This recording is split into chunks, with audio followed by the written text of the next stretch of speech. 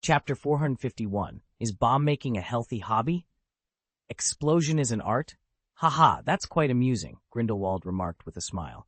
However, your so-called art might not be as easy to realize as you think. With a swift movement, he drew his wand and cast a spell towards the stone wall. The curse, however, failed to make even a dent in the wall. Instead, it rebounded with greater speed.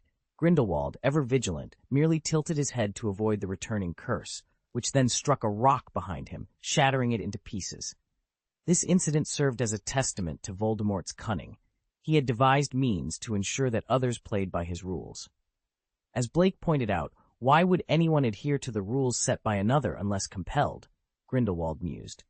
Voldemort, for all his intelligence, would not overlook such a tactic. I can see that too, Blake said, his smile widening. But magic isn't the only way to create an explosion. He continued, Voldemort has one glaring flaw, his pride. He's so consumed by it that he underestimates everyone and everything he deems beneath him. Take Creature, for instance. If Voldemort hadn't underestimated the magic of house elves, how could he have overlooked that house elves possess magic beyond his understanding? It wasn't that Voldemort ignored the magic of house elves, it's that his arrogance blinded him. This oversight allowed Creature to escape from the cave, despite the anti-apparition spells, setting off a chain of events that led to Regulus's betrayal. Similarly, the protections he set up were designed to counteract only magical intrusions. He failed to consider certain Muggle inventions. As Blake spoke, he began assembling various parts he had pulled from his pocket. By the end of his explanation, he held a small, palm-sized rectangular device. It was clear he had planned this in advance, given the pre-made components now assembled into a cohesive whole. Sirius, puzzled, inquired, "And what exactly is that?" Blake affixed the device to the stone wall, where it adhered as if by a sticking spell. Muggles call it C4, but I prefer to call it Big Flower. So, what is it? Sirius still seemed lost. It's a bomb, Grindelwald clarified. Having witnessed World War II and sought dominion over Muggles, he was familiar with their weaponry. Exactly! A bomb, Blake confirmed with a chuckle, brandishing a small remote control. And it's the kind that can be detonated remotely. I've made some modifications using alchemy. The explosives inside have been replaced with something considerably more potent. Let's take cover. I can't wait to see the fireworks, Blake urged, dashing away. The others exchanged glances before reluctantly following. Once they reached a safe distance, Blake conjured a solid stone barrier for protection. Now, cover your ears. 3, 2, 1, he counted down. Boom. The explosion was immediate. Sirius, hands over his ears, felt the ground shake violently beneath him, nearly throwing him off balance. The noise was so deafening that his ears rang, muffling all other sounds. Creature sat down abruptly, overwhelmed by the shockwave. Dumbledore and Grindelwald, however, appeared unfazed. After a moment, Sirius's hearing began to return. Peering over the stone barrier, he was met with a sight that left him speechless. The stone wall, along with the cliff it had been part of, was gone, replaced by a dark void, the entrance to the cave where Voldemort had hidden one of his Horcruxes. Sirius's mouth hung open in awe. The power of Muggle inventions, when combined with wizarding ingenuity, had opened the path forward in their quest against Voldemort. The stone wall, imbued with protective magic by Voldemort, crumbled like a piece of paper before Blake's bomb. Standing beside the remnants, Blake stroked his chin, pondering aloud. This power seems a bit lacking. Perhaps adding some fire dragon essence next time would. His musings were cut short by the sensation of a piercing gaze from behind.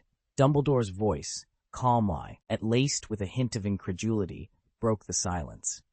So, Blake, not only have you been crafting alchemy bombs within the school's confines, but you've also created one potent enough to potentially devastate half of Hogwarts? Caught off guard, Blake stammered. Well, actually, I conducted these experiments outside of school grounds, yes. Dumbledore's gaze sharpened. Meaning, you've been making bombs at home as well? Blake found himself at a loss for words, managing only a feeble, I'm not. I didn't. Unable to contain himself any longer, Grindelwald rose to his feet, exclaiming, What's the harm in making a bomb? It's normal for children to have hobbies. Crafting bombs is such a wholesome activity. Dumbledore regarded Grindelwald with a speechless expression. You consider bomb-making a hobby, and a healthy one at that? Considering the destructive potential of this bomb, if it were to detonate within Hogwarts or Godric's Hollow, the consequences would be catastrophic. Blake, sensing the gravity of the situation, quickly conceded, "I'm sorry, Professor. I was wrong. It won't happen again." Grindelwald, undeterred, continued to defend Blake. "Really, old man, is this necessary? It's merely a small bomb. Look at how distressed the child is. Blake, why not transfer to Nurmengard? We have far fewer restrictions there.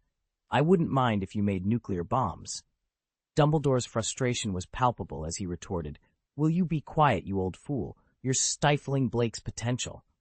As the two elders seemed on the verge of reigniting their long-standing feud, Sirius interjected, "What's that noise?" Attention shifted to the cave entrance, where a cacophony of unsettling sounds emerged, reminiscent of numerous footsteps. "Ah, they're here! The Inferi!" Creature wailed, seeking refuge behind Blake. Grindelwald and Dumbledore momentarily set aside their dispute, wands at the ready, to face the imminent threat. Blake reassured them, "Don't worry, they can't get out. It's still afternoon, and the sunlight is strong. Inferi are averse to warmth and fire, which means they also fear sunlight." True to Blake's words, the group observed numerous Inferi attempting to escape the cave, only to recoil in agony upon contact with the sunlight. Despite this, the cave's entrance was teeming with dark figures, sending shivers down their spines. The scene evoked memories of zombie films Blake had seen in his previous life. "We must act now," Dumbledore declared solemnly. "If we wait until sunset, they could pose a threat to the nearby Muggle population." Grindelwald, ever the provocateur, boasted, "Inferi fear fire, and I excel in its use. I recall nearly setting Paris ablaze once." Dumbledore cut him off with a stern look. "This situation is far from simple. With so many Inferi present, we must not only eliminate them but also locate Regulus among them. Resorting to fire indiscriminately is not an option." The task at hand was daunting. Awakening the Inferi was inevitable, yet finding Regulus without disturbing them seemed impossible. Once alerted, locating Regulus amidst the horde would be equally challenging. Sirius, faced with the horrifying spectacle at the cave's entrance, clenched his fists in determination. If there's no other way. His implication was clear. If all else failed, they might have no choice but to use fire, despite the risks involved. To prevent the potential harm that an Inferi could cause to innocent people, Sirius was deeply conflicted about the idea of destroying Regulus if he had indeed become one. Creature, overwhelmed with emotion, pleaded desperately with Sirius, tugging at his clothes and begging him not to harm Regulus. Sirius, torn, gently pushed Creature aside without a word, a rare gesture from him indicating the gravity of the situation. Blake, however, broke the tense silence. "I want to go in and have a look," he declared. The possibility that Regulus had become an Inferi weighed heavily on him, and he knew that if it were true, the only solution would be to use fire. Yet, Blake harbored a strong belief in his own abilities, or rather, in the abilities of his future self. He was convinced that if there was any chance to alter the outcome, it would have been after Creature's departure and Regulus's disappearance beneath the water. Blake was certain that any intervention from his future self would be unmistakable. Sirius immediately voiced his concerns. "No, this is too dangerous." He argued that Regulus, known for his kindness even towards his house elf, would never condone such a risk on his behalf. Grindelwald, too, found Blake's proposal exceedingly perilous, especially given the presence of Inferi and the inability to use fire magic within the cave. "If I told you the Inferi wouldn't attack me, would you believe me?" Blake asked, a confident smile playing on his lips. "You have a plan?" Sirius asked, taken aback. "Of course. Do you think I would have suggested this without a solid strategy in mind?" Blake responded. He hinted at his proficiency in necromancy, suggesting that dealing with Inferi would be trivial for someone of his capabilities. However, aware of Dumbledore's presence and the potential concerns over the use of dark magic, Blake opted for a different approach. "And what might that solution be?" Dumbledore inquired. "It's quite simple. We'll just turn ourselves into Inferi." Blake joked, eliciting a moment of stunned silence before explaining his actual plan. He proposed using a special potion to mimic the appearance and aura of an Inferi, thus avoiding detection. Blake then produced an empty bottle and several potion ingredients, mixing them with precision. Soon, a white potion materialized, promising to be the key to their safe passage through the cave. "Who's willing to give it a try?" Blake asked, offering the potion to the group. Sirius, ever the brave soul, volunteered first, unwilling to let Blake face the danger alone. Dumbledore and Grindelwald, trusting in Blake's potion-making skills, also partook in the potion. After drinking, Sirius remarked on the potion's pleasant taste, quickly followed by a chilling sensation spreading through his body. Yet, rather than discomfort, he felt an invigorating coolness. With their preparations complete, Blake led the way towards the cave's entrance, his face pale but determined. Dumbledore and Grindelwald followed closely, marveling at Blake's fearless nature. They couldn't help but worry about the potential dangers that lay ahead, but Blake's swift pace and confident demeanor suggested he had every situation under control. As Blake approached the cave's entrance, an extraordinary event unfolded. Upon his entry, the Inferi, which had previously been a looming threat, now completely ignored his presence. Some, bewildered by their suddenly vanished target, began retreating back into the murky depths of the lake. "Excellent, it seems to be working," Blake remarked, a hint of relief in his voice. His delight was further amplified by an unexpected benefit of the magic potion he had ingested. It temporarily nullified his sense of smell, sparing him the overwhelming stench of decay that would have otherwise been unbearable. "Now, my future self, don't disappoint me," he murmured with a mix of anticipation and resolve. With renewed confidence, Blake advanced into the cave, leaving the bewildered Inferi behind. Chapter 452, The Enigmatic Lake and the Lone Boat. The crisp sound of footsteps echoed through the long corridor as Blake led the way, passing by the aimlessly wandering Inferi with a calm demeanor. Dumbledore and Grindelwald, wands at the ready, followed closely behind. Sirius, who had initially insisted on taking the lead, found himself at the rear, with Creature trailing closely behind. Despite Blake's initial reluctance to involve Creature again, the loyal house elf's persistence left him with no choice but to allow Creature to partake in the potion as well. The passage within the cave stretched on, shrouded in pitch darkness. The faint glow from the group's wands barely illuminated their path, revealing just enough of their surroundings to navigate through the oppressive blackness. After what felt like an eternity, they finally reached the passage's end, with Blake stepping out first into an even darker expanse. The darkness outside seemed to swallow all light, rendering their wand light almost ineffective. Such impenetrable darkness would have unnerved any wizard, as fear often stems from the unknown, and this place was a realm of countless unknowns. Yet, Blake appeared unfazed, his unique vision allowing him to see clearly even without light. Before them lay a vast, gently sloping tidal flat, leading to an immense lake. The sight of lost Inferi clambering down to the water's edge, returning to their aquatic domain, was unsettling. Whether the lake was a natural formation or a creation of Voldemort's dark magic was unclear, but its waters were an unnatural shade of black, with hands occasionally breaking the surface in a macabre imitation of swimming fish. Dumbledore and the others intensified their wand lights, managing to slightly extend their range of vision, yet the darkness remained all-encompassing. Undeterred, Blake approached the lake's edge, only to be greeted by the ghastly sight of a pale human face emerging from the water. An Inferi, not his reflection. The realization that Voldemort had filled the lake's depths with these undead creatures was deeply unsettling, evoking a sense of betrayal and anger in Blake. Dumbledore and Grindelwald began to examine the lake, understanding that it represented another of Voldemort's challenges. It was then that Creature, trembling, mentioned the existence of a boat, tethered by chains, which they needed to board. Following Creature's guidance, Dumbledore retrieved a chain, its iron links corroded by the lake's waters, and began to pull. With Sirius's assistance, they soon heard the sound of chains rattling, and a bronze boat emerged from the depths, automatically floating towards the shore, as if summoned by their efforts. Grindelwald inspected the boat, illuminated by his wand light, noting its design suggested it was meant to carry only one person, or more precisely, a single adult wizard. Dumbledore concurred, explaining that the boat's capacity was determined not by physical weight, but by the magical power of its occupants. To demonstrate, he stepped onto the boat, which immediately sank slightly under his weight, confirming their theory. The realization that they faced a challenge designed to test not just their courage, but their understanding of magic itself was daunting. Yet, there was a sense of determination among them, a shared resolve to overcome whatever obstacles lay ahead in their quest to thwart Voldemort's dark designs. The surface of the water was only an inch away from the edge of the boat, indicating that the vessel was designed to carry only the weight of a single person's magic.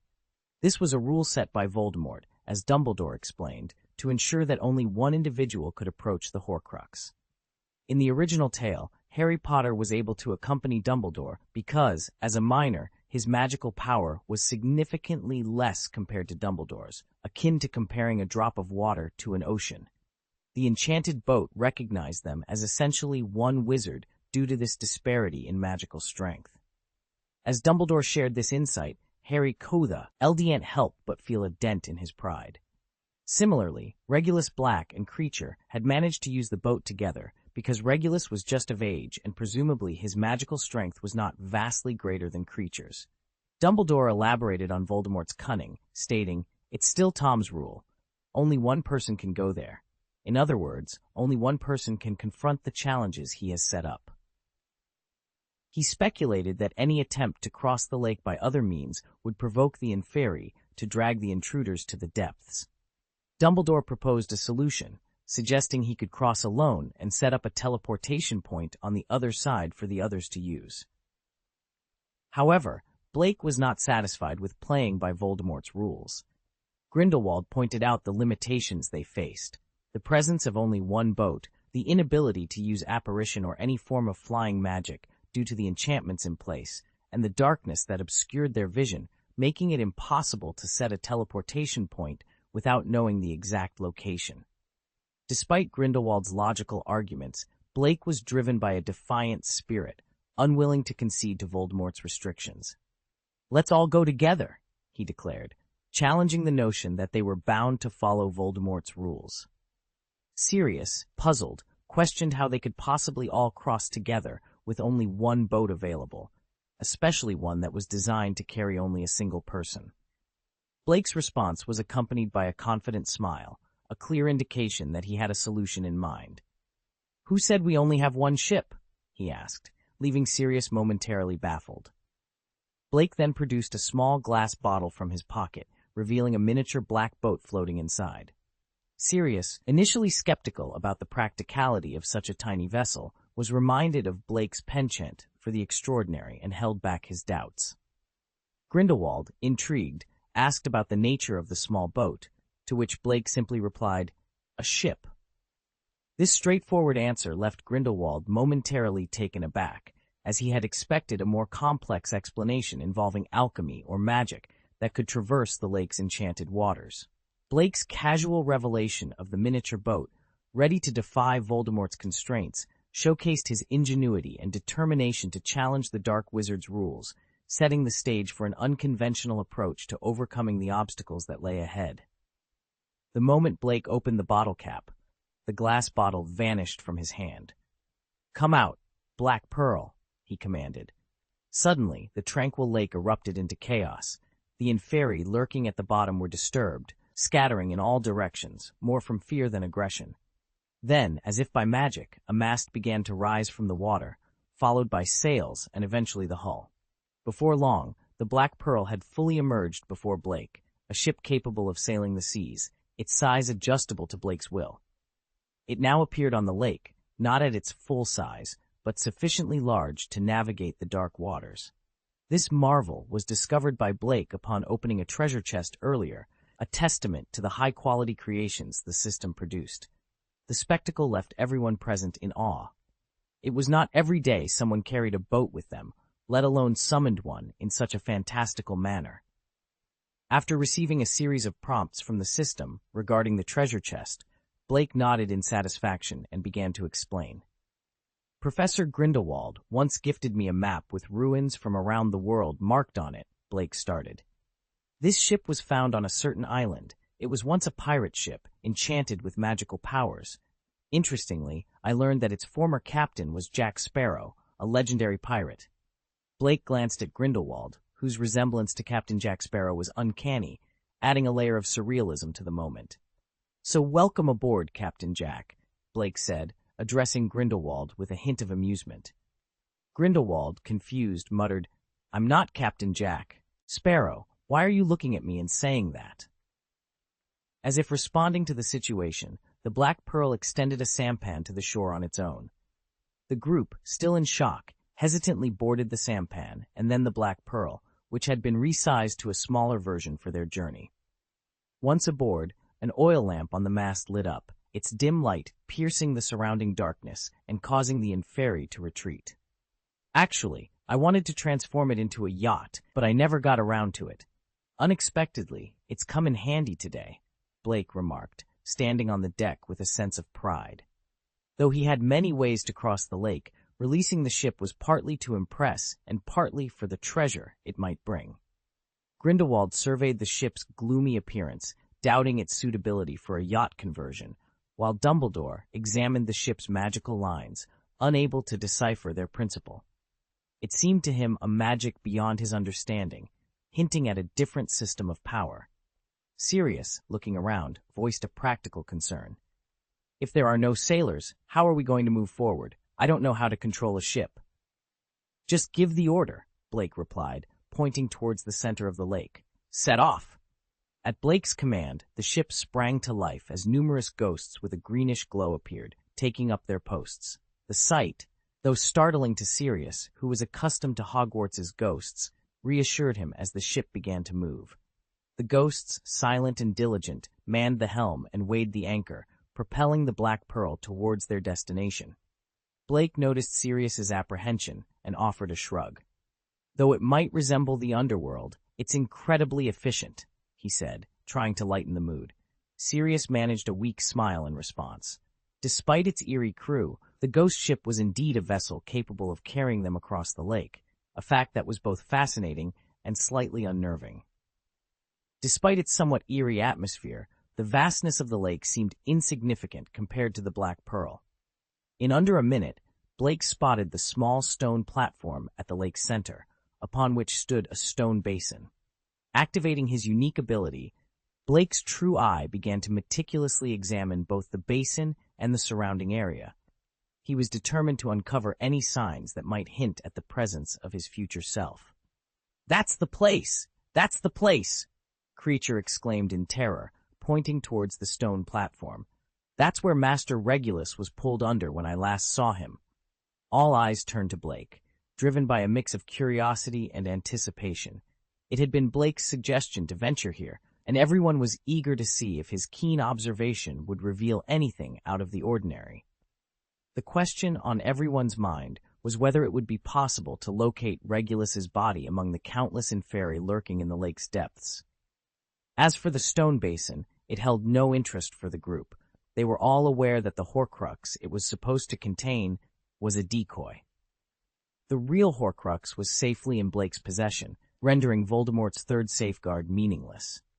Sirius watched Blake intently, momentarily taken aback by the sight of Blake's eyes, which seemed to emit a faint glow. He quickly rationalized that it must be a trick of the light reflecting off the lake's surface. However, his concern was soon alleviated as Blake's familiar smile returned, reassuring Sirius that everything was under control. Chapter 453. Regulus. "Blake, did you find anything?" Grindelwald surveyed his surroundings with evident distaste. The gloom of the environment, compounded by the presence of numerous Inferi in the lake below, was enough to make even him recoil. He mused that if it weren't for Blake's insistence, he would never have ventured into such a place. Normally, he would have brought a contingent of followers to handle such matters. Why should he, after all, personally enter such a cave when he could have others do it for him? "Not really," Blake replied, his tone calm and unfazed. "Huh?" Sirius was taken aback. Moments ago, he had been brimming with confidence in Blake's abilities. Blake explained, "It's a hard truth that things in this world don't always go as planned." Sirius nodded in understanding, realizing his expectations might have been a bit unrealistic. While Blake was indeed remarkable, it didn't guarantee immediate success in every endeavor. Even the most capable individuals have their limits. Sirius also recognized his growing dependency on Blake, which felt increasingly inappropriate considering Blake was around Harry's age. The realization made Sirius flush with a mix of embarrassment and shame. Thus he refrained from pressing Blake further, and instead took it upon himself to explore their surroundings. The thought of how he had been relying on a teenager for help made him increasingly uncomfortable. Meanwhile, Blake's attention was drawn to a stone basin. "Since we haven't found any clues yet, why don't we attempt to solve the final puzzle set by Tom?" he suggested, picking up a shell-shaped cup beside the basin with a spark of interest. Knowing the Horcrux within was a fake, they technically didn't need to engage with this puzzle, but Blake was in the mood for a challenge against Tom's ingenuity. "Do I have to drink your potion to access the contents?" Blake mused, scooping up a cup of dark green potion from the basin with a look of intrigue. "Blake," Dumbledore interjected with a serious tone, "you mustn't drink that." "Don't worry, I have no intention of drinking it. This potion has been sitting here for over a decade.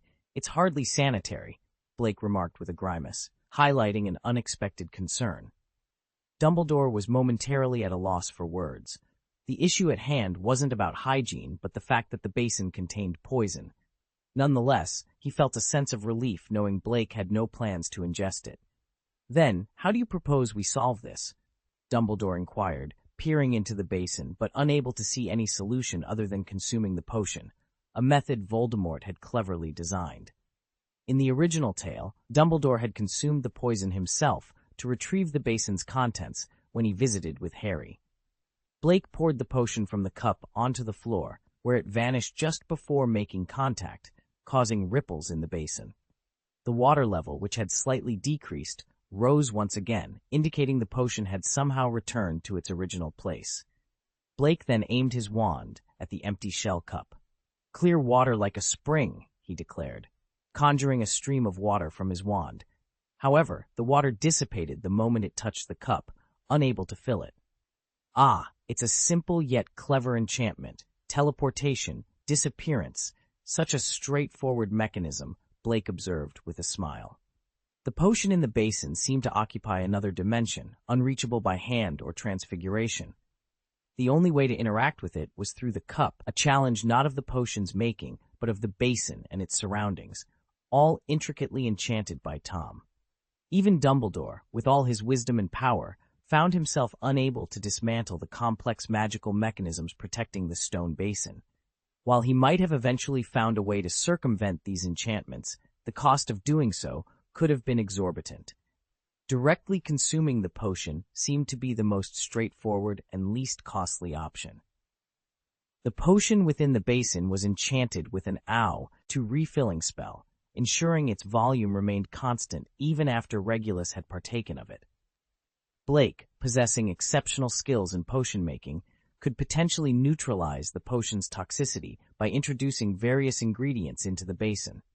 However, given his current rivalry with Tom, consuming the potion was out of the question. Moreover, doing so would eliminate the opportunity to leverage the situation to his advantage. "I need to access the ancient texts hidden within this stone platform," Blake declared. "But we have no means to breach it," Grindelwald responded, before casting a spell that produced a blade sharp enough to slice through the air towards the basin. The spell, however, passed through the basin as if it were a mirage, leaving a deep gash in the lake beyond and disturbing its inhabitants. The creatures, upon encountering the light from the Black Pearl's oil lamp, shrieked and retreated to the depths. Dumbledore, visibly annoyed, admonished Grindelwald for his hasty actions. Grindelwald, unfazed, turned to Blake. "You mentioned having a solution, correct?" Blake nodded. "Indeed. If we cannot physically alter the basin, we must explore its reflection." With a flick of his wrist, Blake caused the air in front of him to ripple and crack like a shattered mirror. "Follow me," he instructed, stepping into the newly formed portal and vanishing. The others, after a moment of hesitation, followed suit, feeling a sudden chill as they did so. Upon re-emerging, they found themselves in a space identical to the one they had left, yet the stone basin now appeared inverted from its original orientation. "Welcome to my mirror space," Blake announced with a smile. "This is a reflection of reality, where actions here bear no consequence on the real world. However, certain magical mechanisms, like the ones protecting the basin, do not exist here, as I can dictate the rules of this space." Dumbledore examined their surroundings, marveling at the authenticity of the mirror space. It was so convincing that, if not for the reversed positions of certain objects, one might believe they were still in the real world. Grindelwald, recognizing the potential for surveillance and deception offered by this magic, commented on its utility. "This space could be invaluable for monitoring without detection," he noted, acknowledging Blake's ingenuity. Blake explained that the mirror space served as a safe haven for practicing potent spells and conducting hazardous experiments without risking real-world consequences. With a wave of his hand, he transformed the mirrored image of the stone basin into a series of reflective surfaces, which then parted and reformed, revealing the secrets hidden within without disturbing the physical world outside. The stone platform and the basin atop it were split evenly into two, eliciting a surprised exclamation. Unlike before, the potion that spilled from the stone basin didn't vanish upon contact with the ground. Blake approached the basin for a closer examination, noting the dense symbols etched into the cracks. "These symbols seem familiar, yet there's something odd about them," he mused aloud. Dumbledore and the others gathered around to inspect the basin's cross-section. Grindelwald and Sirius quickly lost interest, unable to decipher the meaning behind the symbols. Dumbledore, however, was visibly puzzled. "It's peculiar. These runes don't appear to control the magic of the mechanisms we've seen so far." Blake nodded in agreement. "Exactly. It suggests that, in addition to Voldemort's enchantments, there's another layer of magic at work here." He then demonstrated his control over the basin, magically sealing it and recalling the spilled potion. "But what intrigues me," Blake continued, catching Dumbledore's attention, "is the familiarity of these symbols. It's as if I had crafted them myself." Dumbledore's reaction was one of shock, considering the implications of Blake's statement. "Are you certain?" "Quite certain. It's like not recognizing one's own handwriting. I can forget how I inscribe ancient runes." Grindelwald, feeling excluded from the conversation, expressed his frustration. "What are you two going on about?" "Let's step outside," Blake suggested with a smile, sharing a knowing look with Dumbledore that Grindelwald couldn't decipher. Outside the mirror space, Sirius inquired about their progress. Blake confidently replied, "If my assumptions are correct, then yes, we've found a solution." Creature, though silent, was visibly anxious. He worried that their focus on Voldemort's mechanisms had diverted them from their original mission to find Regulus. Surrounded by powerful figures, he felt unable to voice his concerns. Blake, noticing Creature's distress, hinted at a potential breakthrough. He then methodically examined the stone platform, eventually activating a hidden mechanism with his wand. The platform and basin sank, revealing a dark opening from which a sarcophagus emerged. Grindelwald was taken aback by the development, especially since Blake and Dumbledore seemed unsurprised. "What's happening?" he asked, bewildered. Blake pointed to the sarcophagus and simply stated, "I did it." "I understand you unlocked this," Grindelwald started, but it was clear he was still piecing together the events.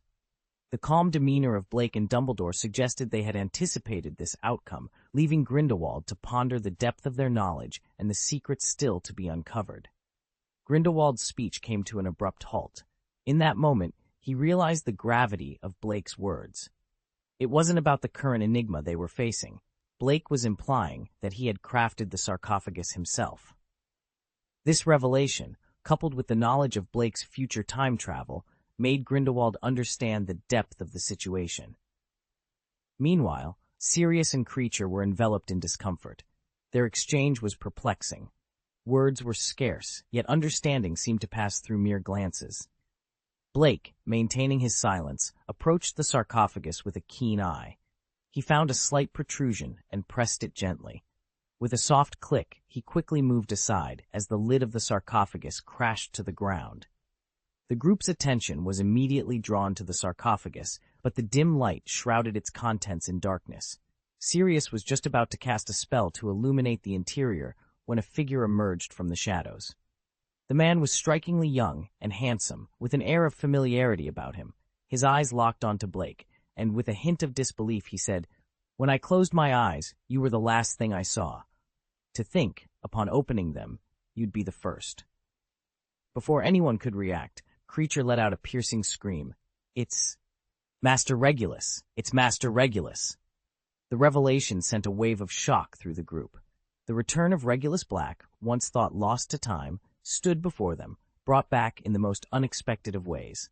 Chapter 454. Sirius, you are good at praising people, but don't do it next time. Creature? Regulus's voice broke the silence as he recognized the familiar voice of the house elf. The stoic expression he had maintained softened slightly at the sound. Creature, overwhelmed with emotion, rushed forward, clutching the hem of Regulus's clothes, his tears flowing freely. It seemed as though he intended to release more than a decade's worth of pent-up grievances in this single moment. Regulus observed the house elf with a hint of confusion etched on his face. His mind felt foggy, struggling to piece together the events that led him here. It wasn't until he shook his head, clearing the initial disorientation, that he noticed the others present besides Blake. "Professor Dumbledore? And Sirius?" he exclaimed, his voice laced with disbelief. Sirius, tears brimming in his eyes, took a step forward, eager to reconnect with his brother. However, Regulus's next words were cold, filled with disdain. "Why are you here?" This abrupt change in tone caused Sirius's smile to freeze, leaving him visibly embarrassed. In that moment, Sirius realized that Regulus was indeed alive, though the circumstances of his survival were unclear. It was apparent that Regulus had been rescued from the depths of the lake by someone after being dragged down by the Inferi and then placed in a sarcophagus for reasons unknown. To Regulus, Sirius had always been the black sheep of the Black family. Their relationship had been strained, and after Sirius left home, they never saw each other again. To Regulus, Creature, the house elf, held a place in his heart closer than that of his biological brother. As Regulus tried to make sense of his surroundings, his mind was a whirlwind of fragmented memories. "Sleeping for too long will always have some side effects," Blake remarked, before slapping Regulus lightly on the back of his head. "Ouch!" Regulus exclaimed, covering the spot in pain, while Creature immediately jumped to his defense. Regulus glared at Blake, on the verge of anger, but then, as if a switch had been flipped, the scattered pieces of his memory began to coalesce. The floodgates opened, and his memories returned in a rush. Shouldn't I be dead? Oh, no, someone saved me. Who saved me?" Regulus's gaze shifted back to Blake, seeking answers. "Probably," Blake responded nonchalantly. "Didn't you recognize me earlier?"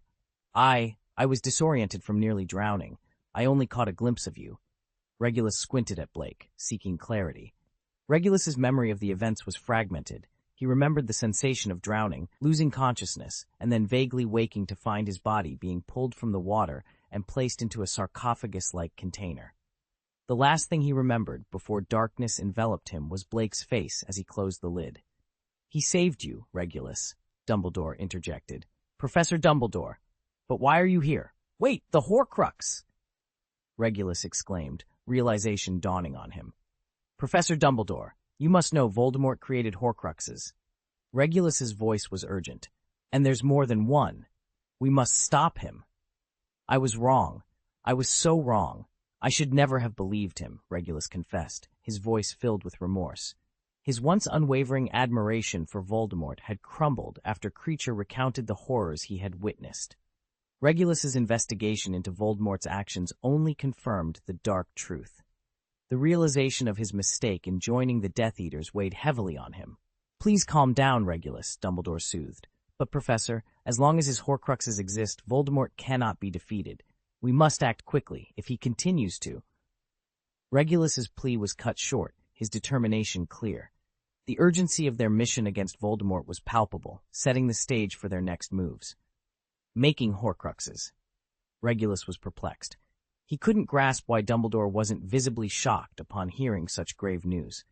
Was the Order of the Foe, Antics, an organization known for its opposition to the Dark Lord, not concerned? To Regulus, it seemed unthinkable that they could be so indifferent towards a dark wizard of Voldemort's caliber, one seemingly invincible. Blake responded, "Perhaps there's a bit of a misunderstanding regarding the timeline." "What do you mean?" Regulus asked, his shock evident. Blake clarified, "From the moment you closed your eyes to when you opened them again, more than a decade has passed. It's already 1993. Regulus, Voldemort was defeated over 10 years ago." "Well, saying he's dead might not be entirely accurate, given he made Horcruxes. He's likely not truly dead, but the wizarding world has indeed enjoyed over a decade of peace." Regulus stared at Blake in disbelief. This can't be. I saw you back then. If more than 10 years have passed, why do you appear so young?" "I've traveled through time from the future," Blake explained calmly, though this only added to Regulus's confusion. "Time travel? But how is that possible?" Blake quipped, "Haven't you noticed your brother Sirius now resembles a disheveled uncle?" Sirius, unable to hide his irritation, shot Blake a glare. "While your observation is painfully accurate, I'd prefer to think of myself as the cool uncle version." Regulus turned to look at Sirius, the brother he once loathed so much he couldn't bear to face him. Indeed, Sirius, once known for his long, flowing hair and handsome features, now bore the look of a middle-aged man marked by life's trials, a stark contrast to his youthful image. "It's true, Master Regulus.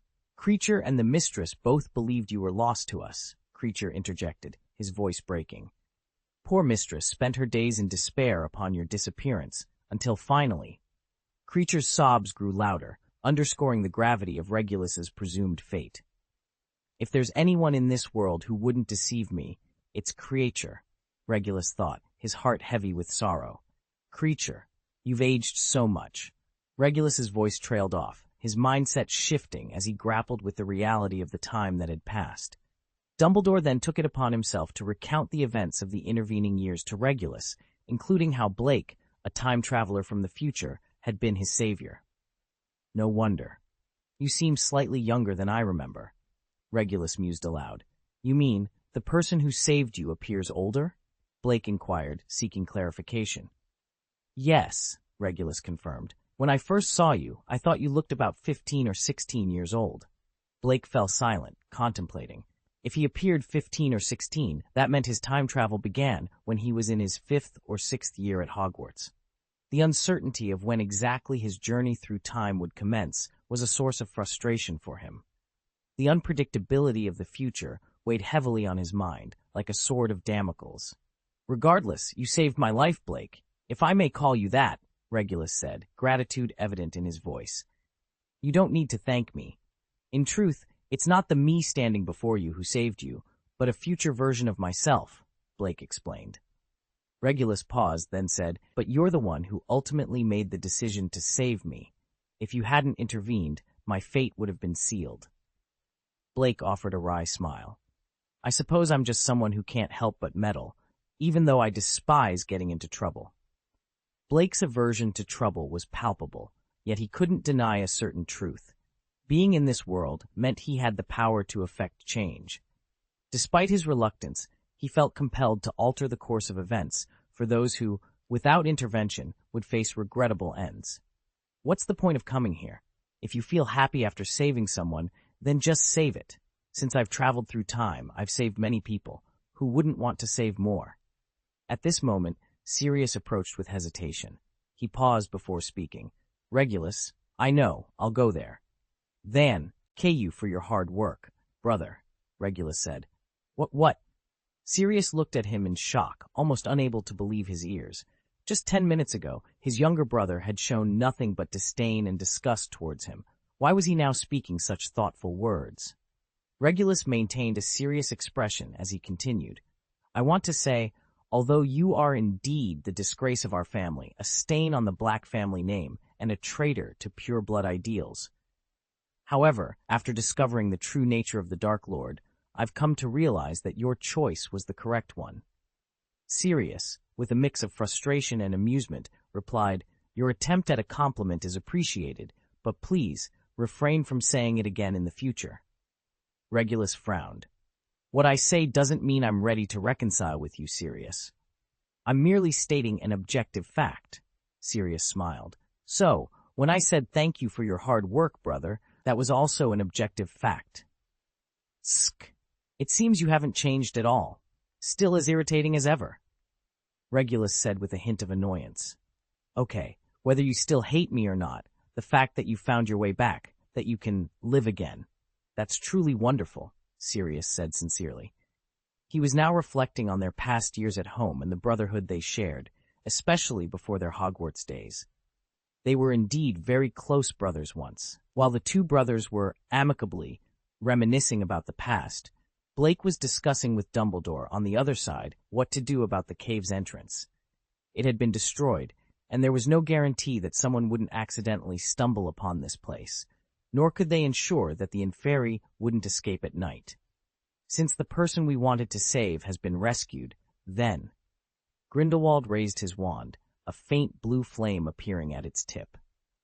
This time, Dumbledore didn't object. The people were already dead, their bodies turned into monsters by Voldemort. Using fire to destroy them would grant them peace. Let's do it together, Blake suggested. Dumbledore and Grindelwald nodded in agreement. Blake first secured the Black Pearl, then instructed Sirius and the others to take cover in the middle of the island. The three wizards positioned themselves at a corner of the island, and the next second unleashed a powerful explosion of flames. Sirius quickly cast a protective charm on himself, Regulus, and Creature, as Grindelwald's fierce blue fire and the combined might of Blake and Dumbledore's magical flames spread across the lake. These were flames that water could not extinguish, deadly to the Inferi. With a loud boom, the water's surface erupted as countless Inferi tried to escape the flames by climbing onto the shore, only to be consumed by the fire. When everyone emerged from the cave, the sky was filled with stars. Blake waved her wand, causing the cave's entrance to collapse as if sealing it alive. Dumbledore and Grindelwald used transfiguration to ensure the cave would remain sealed forever. Sirius watched the display of power with a sigh, feeling somewhat out of place. Regulus, let's go home, to the 12th floor. In the heart of Lully Square, Sirius broke the silence. Now I live there too. I know you despise me, but don't worry, I'll be leaving soon. Regulus, cutting him off, asked with a hint of disbelief, So, you're planning to run away from home again? Sirius paused, caught off guard by the question, but then his face broke into a smile. All right then, let's go home, together. Creature, beaming with joy, grasped the hands of both Regulus and Sirius, preparing to apparate back home with his two masters. Just then, a voice called out from behind them, Wait, you forgot this. They turned to see Blake, holding out a locket. Is this the fake locket I found? Regulus recognized it immediately. But wasn't it hidden in the right fork? How did you manage to? The real Horcrux is our responsibility now, but this is a testament to your bravery. Consider it a keepsake. Blake's words trailed off as he handed over the locket. Regulus, at a loss for words, finally spoke. Forget it, I don't want it anymore. I understand if you don't want to keep it, but... Blake glanced at Creature, suggesting, perhaps you could use this as a token of appreciation? The suggestion struck a chord with Regulus. He opened the locket, removed the parchment inside, and then placed the locket in Creature's palm. Creature, this is for you. Consider it a token of my gratitude. The gesture, simple yet profound, symbolized more than just a reward. It was an acknowledgement of Creature's unwavering loyalty and a moment of reconciliation among them. As they prepared to leave, the air was filled with a newfound sense of unity and hope for the future. Chapter 455, Blake, Overcoming Obstacles So Swiftly. For Creature, today was a day of pure joy. His most cherished master had returned from the brink of death and had even rewarded him. Amidst tears and laughter, Creature grasped the hands of his two masters, and with a pop they disappeared, heading home. Blake glanced back at Dumbledore and Grindelwald, a sense of accomplishment in his eyes. One more task resolved, he stated. Grindelwald, with a complex expression that quickly morphed into a forced smile, asked, Are you attempting to address every challenge that crosses your path as swiftly as possible? Yes, Blake responded, his tone straightforward. A fleeting look of contemplation crossed Grindelwald's face before he masked it with a smile. We've been eagerly awaiting your return to this era, Blake. I understand that the future is yours to shape. When the time comes... Dumbledore, interrupting with a cough, shot Grindelwald a stern look, silencing his ramblings. I must remind you once again, refrain from spouting nonsense in front of Blake. Grindelwald, visibly irritated, retorted, Dumbledore, my patience with you is wearing thin. How dare you accuse me of talking nonsense? In fact, Blake is here because of me, Grindelwald began, only to be cut off by Dumbledore's sneer. Really? Let's not forget who abandoned Blake alone in that forsaken experimental facility. If it weren't for the kindness of a stranger who found him and left him at an orphanage's doorstep, he might not have survived. Grindelwald found himself at a loss for words. Dumbledore continued, We should be grateful that Blake encountered a compassionate headmaster who cared for him as if he were his own. Otherwise, considering the talent Blake has shown, should he follow the path of a Dark Lord like Voldemort, the chaos he could unleash might surpass that of Voldemort and Grindelwald combined. That's precisely why I cannot allow you to sever his ties with me completely, Grindelwald argued, his voice laced with frustration. I've already made a significant concession by allowing Blake to attend Hogwarts. I'm not preventing you from contacting him. I'm merely forbidding you from imposing your ideologies on him. Dumbledore clarified, his stance unwavering. He understood Blake's longing for old connections and acknowledged Grindelwald's assistance in the past. However, Dumbledore was determined to protect Blake from being swayed by Grindelwald's persuasive words, especially given the young boy's vulnerability. Grindelwald, unable to resist a taunt, sneered, Why fear what I have to say? If Blake is as discerning as you believe, why worry about him being deceived by me? Deep down, you know I'm right, don't you, Dumbledore? You traitor! This is why our paths diverged. Dumbledore began, his voice rising in anger before he abruptly stopped himself. Enough! I've given you my warning. If you choose to ignore it, then... Throughout the heated exchange, Blake watched the two elderly wizards argue with the wide-eyed innocence of a child. Dumbledore turned to Blake, cautioning him, Be wary of this man. Do not take his words at face value. Blake shook his head, his dreams far removed from their quarrel. My greatest aspiration is to become an adventurer, to explore, and perhaps one day to see the entire world. I have no interest in power struggles. Grindelwald's frown deepened, but before he could attempt to sway Blake's opinion, Dumbledore placed a reassuring hand on Blake's shoulder, guiding him away from the contentious atmosphere. Adventurers have the right of it. The world is vast and full of wonders waiting to be discovered. Stay true to your heart and pay no mind to the ramblings of that old madman. This dismissal infuriated Grindelwald, yet in Blake's presence, he restrained himself from reigniting the argument. As he watched Dumbledore and Blake walk away, Grindelwald's thoughts were a tumultuous mix of frustration and unresolved plans.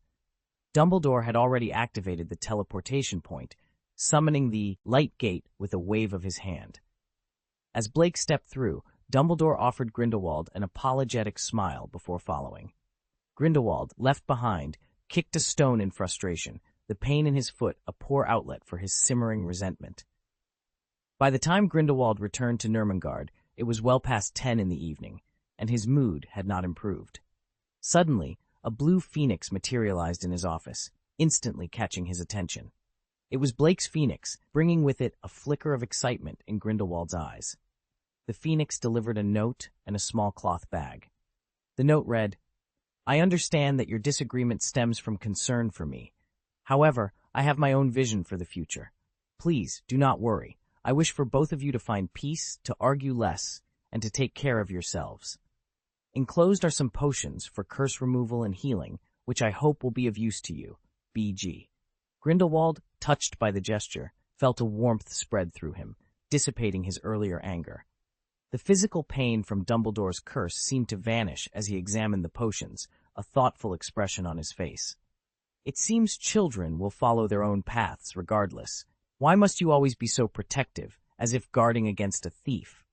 Grindelwald mused aloud, half complaining, half amused, as he began to use the potions. Meanwhile, in the room of requirement, Blake sat at his desk, focusing on the locket he controlled. Chingnu, the phoenix, returned shortly, and Blake affectionately stroked her head before sending her back to her nest. From now on, you're free to roam. Should I ever have to leave, I'm counting on you to look after my friends, Blake told her, receiving cheerful chirps in response.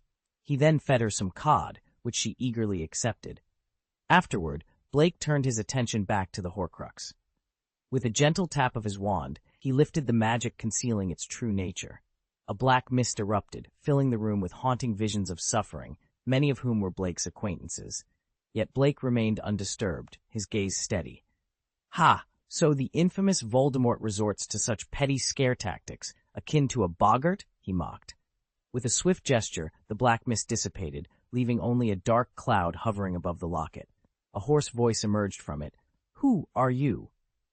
Who I am is irrelevant. Your illusions have targeted my friends, and for that, you must be punished, Blake declared, snapping his fingers. A bolt of lightning struck the mist, eliciting a distant scream of agony. How do you like that? Not very pleasant, is it? Blake asked, a faint smile on his lips. The mist retreated into the locket, which snapped shut. Tsk! How rude, Tom. Hiding before we finished our chat? Come out, Blake chided. His hand seemed to dissolve into nothingness, reaching into the locket and forcibly extracting the mist. The entity within the mist wailed, Impossible! Who are you? Blake's ability to manipulate the Horcrux without even opening it instilled fear in Voldemort. Such power, especially from someone so young, was beyond his comprehension. Blake tossed the black mist into the corner once more, then turned his attention to a newly appeared silver treasure chest within the system space. With a look of disdain, he remarked, You're just as disappointing as the other Horcruxes. Not even a gold treasure chest can be obtained through you. Your value is even less than that of Ronald. The fragment of Voldemort's soul contained within the Horcrux was aware that its end was near. Yet, it found solace in the belief that prior to this Horcrux, Voldemort had created others. Even if the peculiar young wizard before it was aware of the existence of these Horcruxes, finding them all would be an impossible task. This thought brought a sense of calm to Voldemort's soul fragment, bolstering its courage. You think you've won? It doesn't matter who you are. You've crossed a line with someone far beyond your reckoning. Voldemort's voice was raspy with defiance. A being, I can't afford to offend. Are you referring to your other Horcruxes, or perhaps your physical form? Oh, I just remembered. Your body is already dead. So the entity you claim I cannot afford to offend can't possibly be your true self, can it? At this, the turmoil within Voldemort's soul fragment intensified, nearly causing it to split once more. You claim I'm dead? Impossible. Who could possibly defeat me? Dumbledore? No, not even that eternal old man could bring about my downfall. Blake couldn't help but smile. Actually, the one who defeated you was a 1-year-old baby. It's quite amusing, really. A Dark Lord, boasting of his power, defeated by an infant who has yet to take his first steps. Lies. The remnant of Voldemort's soul was incensed, having never been subjected to such mockery. This particular soul fragment was far less stable than the one in the diary, a result of Voldemort's soul being in a precarious state when he created it. The dark wizard who originally conceived the idea of Horcruxes could never have envisioned a future where someone would be so reckless as to create so many. Blake watched the unfolding drama with a sense of amusement. Such encounters always brought him joy, for they invariably resulted in a valuable treasure chest. Believe it or not, how else would you have ended up in my grasp? Blake taunted. Ha! I refuse to believe you. No one can defeat me. No one. Voldemort's soul fragment roared in defiance. Blake continued to provoke him. Oh, your confidence is intriguing. What is the source of this confidence? Is it the diary from your youth, or perhaps Ravenclaw's diadem? Ah, and let's not forget the Hufflepuff cup, safeguarded by Bellatrix Lestrange and Gringotts, and the Gaunt family ring, hidden in your ancestral home. These are your pillars of strength, aren't they? As Blake mentioned the diary, the black mist began to quiver. By the time he finished listing the Horcruxes, it was writhing in turmoil. How? How could you possibly know about these? Voldemort's soul fragment cried out in despair. How do I know? Because you were careless, Blake said with a smirk. Had you chosen a stone as a Horcrux and thrown it away at random, I would never have found it. But your pride led you to believe your tainted soul was noble, compelling you to use precious artifacts as vessels. Thus, you chose the relics of Hogwarts founders as Horcruxes, leaving me a clear trail to follow. Discovering that diadem in the room of requirement was all it took to understand your logic. You have an eye for exquisite antiques, but it's a shame they were corrupted by your vile soul and dark magic. Blake's analysis was spot on. If Voldemort had truly wished to remain invincible, he should have opted for obscurity over grandeur in his choice of Horcruxes. To Voldemort, the idea of turning a brick into a Horcrux and casting it into the sea seemed foolproof. He scoffed at the notion that seawater could erode such a powerful object. If Horcruxes were so easily destroyed, Kreacher would have disposed of the locket over a decade ago, he argued. The very thought that a Horcrux could be damaged by mere seawater, when it could withstand being hacked at with a knife or scorched by fire without so much as a scratch, was laughable to him. Voldemort's confidence wavered as Blake mocked him. "Shut up! You understand nothing. My journey towards immortality is far beyond your comprehension." "Is that so? How can you claim to seek eternal life when you can't even master basic levitation?" Blake retorted with a laugh. "Why not become a ghost? You've seen the ghosts at Hogwarts. Some have existed for millennia. Aside from missing out on delicious food, they seem to enjoy their existence in the mortal world. But I suppose the pleasures of the palate are of no concern to someone chasing the dream of immortality, right?" Voldemort's fury erupted. "Foolish boy! I will kill you. I must kill you." "No, no, no. You can't kill me. You won't," Blake taunted, his voice dripping with sarcasm. "After all your efforts for all life, you can't afford to die now, can you? You won't surrender." Voldemort was visibly shaken, his emotions a tumultuous mix of anger from the insult and fear of the mortal peril he faced. "Don't worry, I have no intention of killing you," Blake said, his smile chilling. "Remember those muggles in the small towns, the ones you turned into in Fairy to guard your Horcrux in that cave? You seem to take a perverse pleasure in desecrating the dead, forcing them to serve you even in death. So, I thought I might try my hand at it too, see if there's any truth to the thrill you find in such dark deeds. But I seem to lack a suitable subject for my experiment. What do you say, Voldemort? Care to volunteer? How about I transform you into a ferocious ghost to fight on my behalf? I've dabbled a bit in the magic of the undead, though I've yet to put it to use. You, however, would make the perfect candidate for my first attempt." Chapter 456, a tool far superior to a magic wand. "No, you can't do this." Voldemort's remaining soul howled in protest, but Blake's smile only broadened. "Why not? Consider this. After my transformation, as long as I remain alive, so will you." No, it was you who were transformed by me. Even if I perish, you will continue to exist. Oh my! Congratulations, Tom. You're about to achieve immortality. "It appears I've surpassed you on the path to eternal life," Blake taunted, his voice dripping with irony. Voldemort was on the brink of madness. He yearned for eternal life, but not this mockery of existence. He had contemplated becoming a ghost, yet he knew all too well that doing so would strip him of his formidable power. Without his strength, eternal life would be a curse, leaving him vulnerable to any wizard's whim. Voldemort craved immortality with his power intact, not the powerless eternity of a ghost. Despite Blake's assurances that fighting as a spirit might offer some combat abilities, Voldemort knew it meant eternal servitude to this young tormentor. And should Blake die, Voldemort foresaw a grim future of enslavement by Blake's descendants. The more Voldemort pondered, the more despair he felt, yet he struggled futilely against his fate. It seems you're quite eager. Don't worry, I'll begin now.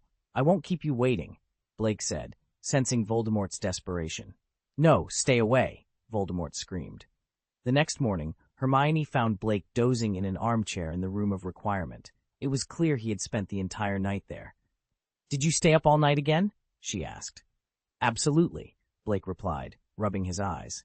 "So, did you bring me breakfast?" he inquired hopefully. "No," Hermione responded flatly. Well, Blake trailed off, realizing he had been too engrossed in his experiments. "Are you planning to stay up all night again?" Hermione asked, hands on her hips. "Hey, I did have quite a bit of fun last night," Blake admitted, reaching for his cup only to find it empty. Despite her intentions to teach him a lesson, Hermione couldn't resist and pulled out 2 pieces of pumpkin pie from her bag. "Here, this is my breakfast, but I'll share a piece with you." Blake took a bite, grinning. "Ha! I knew you wouldn't let me go hungry. Humph, I was hoping you'd learn your lesson, Hermione muttered, then suddenly shivered. Is it just me, or is it cold in here? She noticed the temperature drop near Blake. Maybe the fire went out, Blake suggested, discreetly pocketing a small box. As soon as he did, the room warmed up again. Hermione eyed him suspiciously. The fire was blazing, and there was no logical reason for the chill, which she suspected had something to do with Blake's nocturnal activities. But since he wasn't forthcoming, she let it go. Blake watched Hermione return to her studies, then quietly opened the small box again. A crisp ding sounded as a wisp of black mist, the remnant soul of Voldemort, swirled inside the locket. Satisfied, Blake closed the lid. His experiment, fueled by his mastery of undead magic, was a success. Despite Voldemort's cunning and deceit, he couldn't outwit Blake, who had now securely trapped Voldemort's soul, ensuring it would cause no more harm. Blake had successfully transformed a fragment of Voldemort's soul into a lich, achieving a form of immortality for the once feared Dark Lord. However, this new entity was now entirely under Blake's control. This act of necromancy, though previously avoided by Blake due to its dark nature, seemed fitting when applied to Voldemort. It was a form of poetic justice for the atrocities Voldemort had committed, especially considering the fate of the Muggles in the cave. With no moral qualms about this particular use of dark magic, Blake stored the small box containing the soul fragment in his pocket and proceeded with his next task. After ensuring the destruction of Voldemort's Horcrux, Blake visited Dumbledore's office to report his success, symbolized by the now cleansed locket. His next stop was the headquarters of the fourth natural disaster, where he sought out Ariana. Upon his arrival, Blake immediately inquired about the status of the commission from Chaos Wish aimed at him. Ariana, who was in the midst of breakfast, responded with confusion and then disappointment upon confirming that the commission had not been revoked. The conversation quickly shifted to Blake's recent accolades, as reported by the Daily Prophet, which had lavished praise on him for his magical prowess and innovations. This article, likely influenced by Grindelwald, hailed Blake as the most talented young wizard in a millennium, a claim that Blake humbly dismissed. The real concern for Blake was whether the article had disclosed his connection to the Dumbledore family, which it had. Despite this public revelation, Chaos Wish had not withdrawn their commission against him.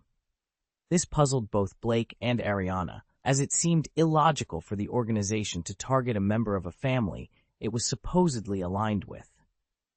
Ariana speculated that Chaos Wish might have been unaware of Blake's familial ties when they issued the commission. However, the continued lack of action to revoke the commission, even after the information had been made public, suggested a deeper level of ignorance or a deliberate choice to proceed, regardless of the potential folly.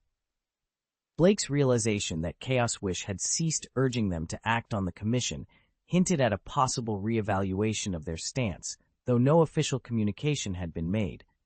This anomaly suggested that Chaos Wish was either strategically recalculating or had been caught off guard by the revelation of Blake's identity and was unsure how to proceed. The situation underscored the complexity of the political and magical landscapes, where alliances and enmities were not always clear-cut. Blake and Ariana were left to ponder the implications of Chaos Wish's silence and inaction, recognizing that the organization's next move could significantly impact their own strategies and safety. Blake smiled, his eyes twinkling with a mischievous light. "We're testing to see if the fourth natural disaster is indeed a creation of Dumbledore and Grindelwald, as some have suspected," he explained. Ariana's eyes widened in realization. "Ah, I see. So if we proceed with our mission, it would prove that their suspicions were incorrect, and we are not under the influence of Dumbledore and Grindelwald." "Exactly," Blake confirmed, his smile broadening. "They're quite curious about the true nature of the fourth natural disaster and are eager to uncover if it's part of Dumbledore and Grindelwald's grand scheme." Ariana looked at him, puzzled. "But why would you allow your own people to target you?" Blake shrugged nonchalantly. "Don't worry, they all know who I am, and they won't actually harm me. It's impossible for those within our ranks to betray us." Ariana shook her head, still not fully convinced, but decided to let it go. "All right, I'll think it over. I plan to visit the magical zoo next weekend, so be prepared. To create an opportunity for his followers to attack him, Blake deliberately planned a trip away from Hogwarts. Ariana, meanwhile, continued with her breakfast, choosing to ignore his antics. Blake couldn't help but notice the dessert in front of Ariana. It seemed that the Dumbledore family had a sweet tooth. He reached over, taking a plate for himself. It's unhealthy to have such sweet breakfasts. Let me help you with that. You're insufferable, no matter your age, Ariana exclaimed, half annoyed, half amused. Time passed, and Blake spent a week at Hogwarts. When the weekend arrived, he openly requested leave from Dumbledore and left the school grounds with a sense of bravado.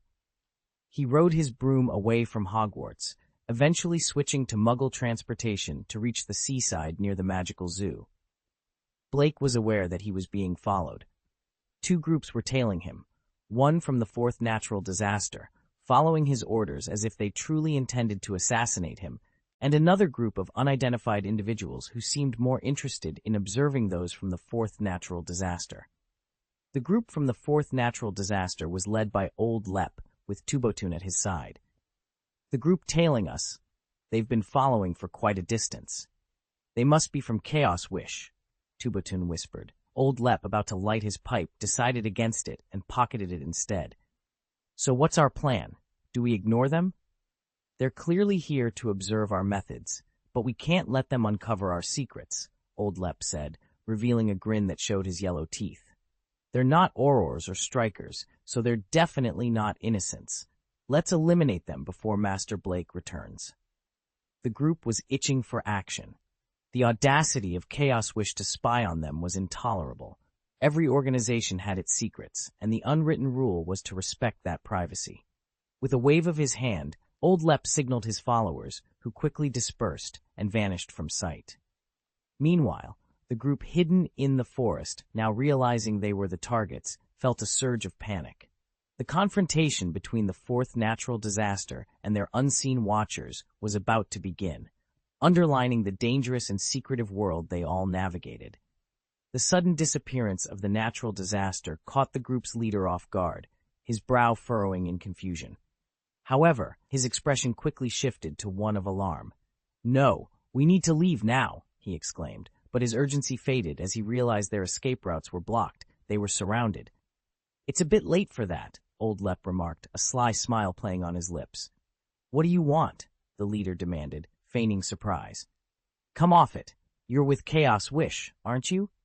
Old Lep said, his tone dripping with boredom. Confused, the leader retorted, "If you know who we are, why bother approaching us? No one spies on the fourth natural disaster's operations without consequences. If you're unaware of the rules, consider this your lesson," Old Lep replied, still smiling. The leader scoffed. "Our groups are equal in number. Do you really think you can take us down?" "I'm quite confident," Old Lep responded. "Then, by all means, try." The leader's challenge was barely out before both sides erupted into conflict. In a heartbeat, a member of Chaos Wish brandished his wand, while a member from the fourth natural disaster drew something entirely unexpected, an AK-47. The rapid gunfire startled birds into the sky, leaving a scene of chaos below. When the dust settled, several wizards from Chaos Wish lay defeated. Old Lep, with a casual air, raised the muzzle of his AK-47 and blew away the smoke. "This thing is much more efficient than a magic wand," he mused. P.S. Wishing everyone a happy New Year's Eve. Chapter 457. Is this bear already a spirit? This thing is really useful. Old Bolton marveled, holstering his weapon and rubbing his arm, which had gone numb from the recoil. "Master Blake has equipped us well. We must work hard for him." Old Lep, too, stowed away his weapons, surveying the fallen adversaries with a critical eye. "Let's clean up this mess and ensure we don't alarm any passers-by," he instructed. Bolton nodded, turning to lead the cleanup effort. Meanwhile, Old Lep extracted a necklace from around his neck, from which dangled a small silver plate engraved with his name. Now, a new crack marred the plate's surface. Each member of the fourth natural disaster wore such a name tag, a symbol of their identity, and a protective charm capable of resisting the Avada Kedavra curse up to 5 times. The assailant they had just faced was no ordinary foe. Despite being riddled with bullets, he had managed to cast a deadly curse that struck Old Lep. Thanks to the protective enchantments of the Ring of Power, Old Lep was spared from death, but the incident had consumed one of his precious resistances, leaving him visibly disconcerted. "I've been too complacent lately. I need to sharpen my focus," Old Lep admonished himself. "It's taken care of," Bolton reported upon his return. "Good. Keep it hidden for now," Old Lep directed. Bolton hesitated, then voiced his concern. "These weapons are incredibly powerful. If we were to use them against Blake..." This was Bolton's first time employing the modified Muggle weaponry provided by Blake in actual combat, and he was astounded by their effectiveness. Yet he worried about the potential consequences of using such firepower in unintended ways. "I understand your concern, but trust me, Blake would never venture into something without certainty," Old Lep reassured him, prompting a reluctant nod from Bolton. Old Lep then produced a sniper rifle equipped with a high-powered scope from his arsenal. "You'll take the first shot," he said, handing the weapon to Bolton. "Me? But I might not be up to it," Bolton stammered, anxiety creeping into his voice. "You have no choice. Miss and Master Blake will personally deduct gold galleons from your pay. Don't expect me to intervene," Old Lep warned, leaving Bolton no option but to accept the responsibility. With a resigned sigh, Bolton found a suitable position and lay in wait. Watching Bolton prepare, Old Lep sighed inwardly. They were following Blake's orders, doing what was necessary, even if it meant targeting one of their own. With a final wave, he and the others vanished, leaving no trace of their presence in the forest. Meanwhile, in Xiongda's quarters, Blake observed the burly figure before him, enjoying a hearty swig of mead.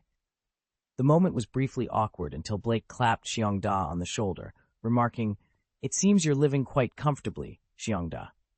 Caught off guard, Xiongda choked on his drink, spraying mead everywhere. He turned to Blake, his expression one of shock beneath the cloak. "Ahem? What brings you here? Shouldn't you be at Hogwarts?" Xiongda hastily wiped his mouth, his panic evident. "Uncle Newt said I wouldn't see you until Christmas at the earliest if you were at school." Blake smiled, easing Xiongda's worries. "So you thought you'd take the opportunity to indulge a bit?"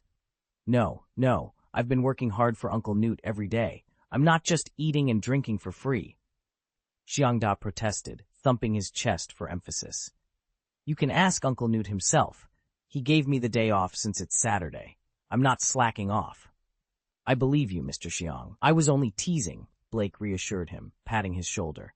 "Enjoy your meal. It's important to relax after a hard day's work." Xiongda's face lit up with a grateful smile. "Boss, you always understand us, but really, I've earned this break." "Boss, did you sneak out to play?" Xiongda asked with a curious tone. "No, I had some matters to attend to," Blake replied as he sat next to Xiongda, picking up a piece of grilled fish and starting to eat. His main reason for visiting the zoo was to potentially give the fourth natural disaster an opportunity to strike.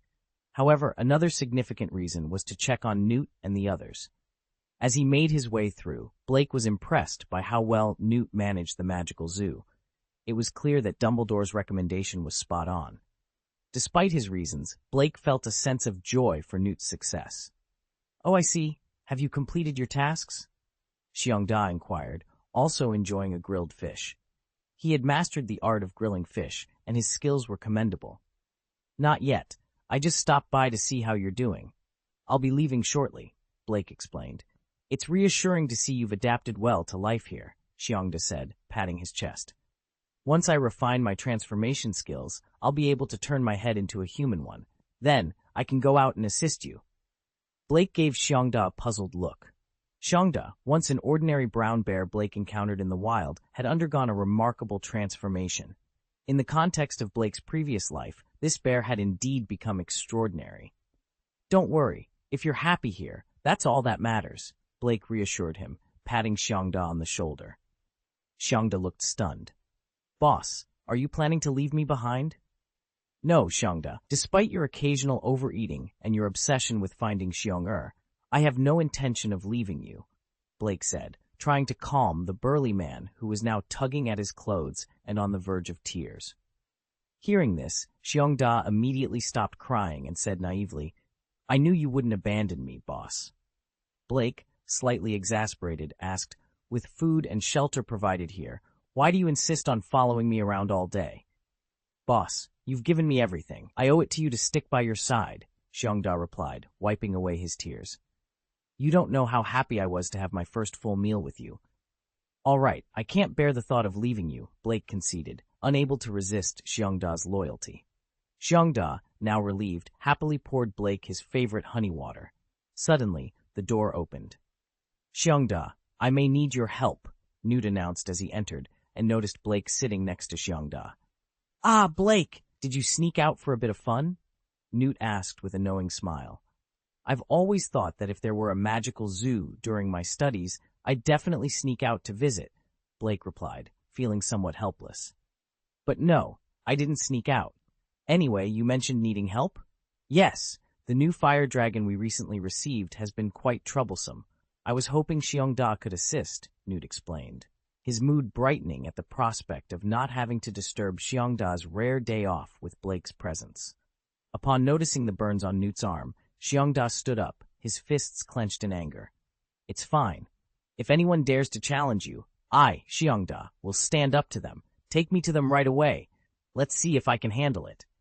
As the magical zoo's reputation grew, it began to receive more challenging magical creatures. The animals Blake had initially trained were well behaved, but the newcomers were not as fortunate. In Blake's absence, Xiongda often stepped in to help manage these difficult cases. After a discussion with Xiongda, although some of the creatures remained disgruntled, they dared not act out in his presence. This, however, posed a challenge when it came to feeding the newer arrivals who were not yet fully acclimated. Taming a creature as formidable as a bear dog is no small feat, yet it is precisely why Newt Scamander finds such value in Big Bear. Despite its considerable appetite, Big Bear proves to be an invaluable asset to Newt, working tirelessly and without complaint, all for the cost of its meals.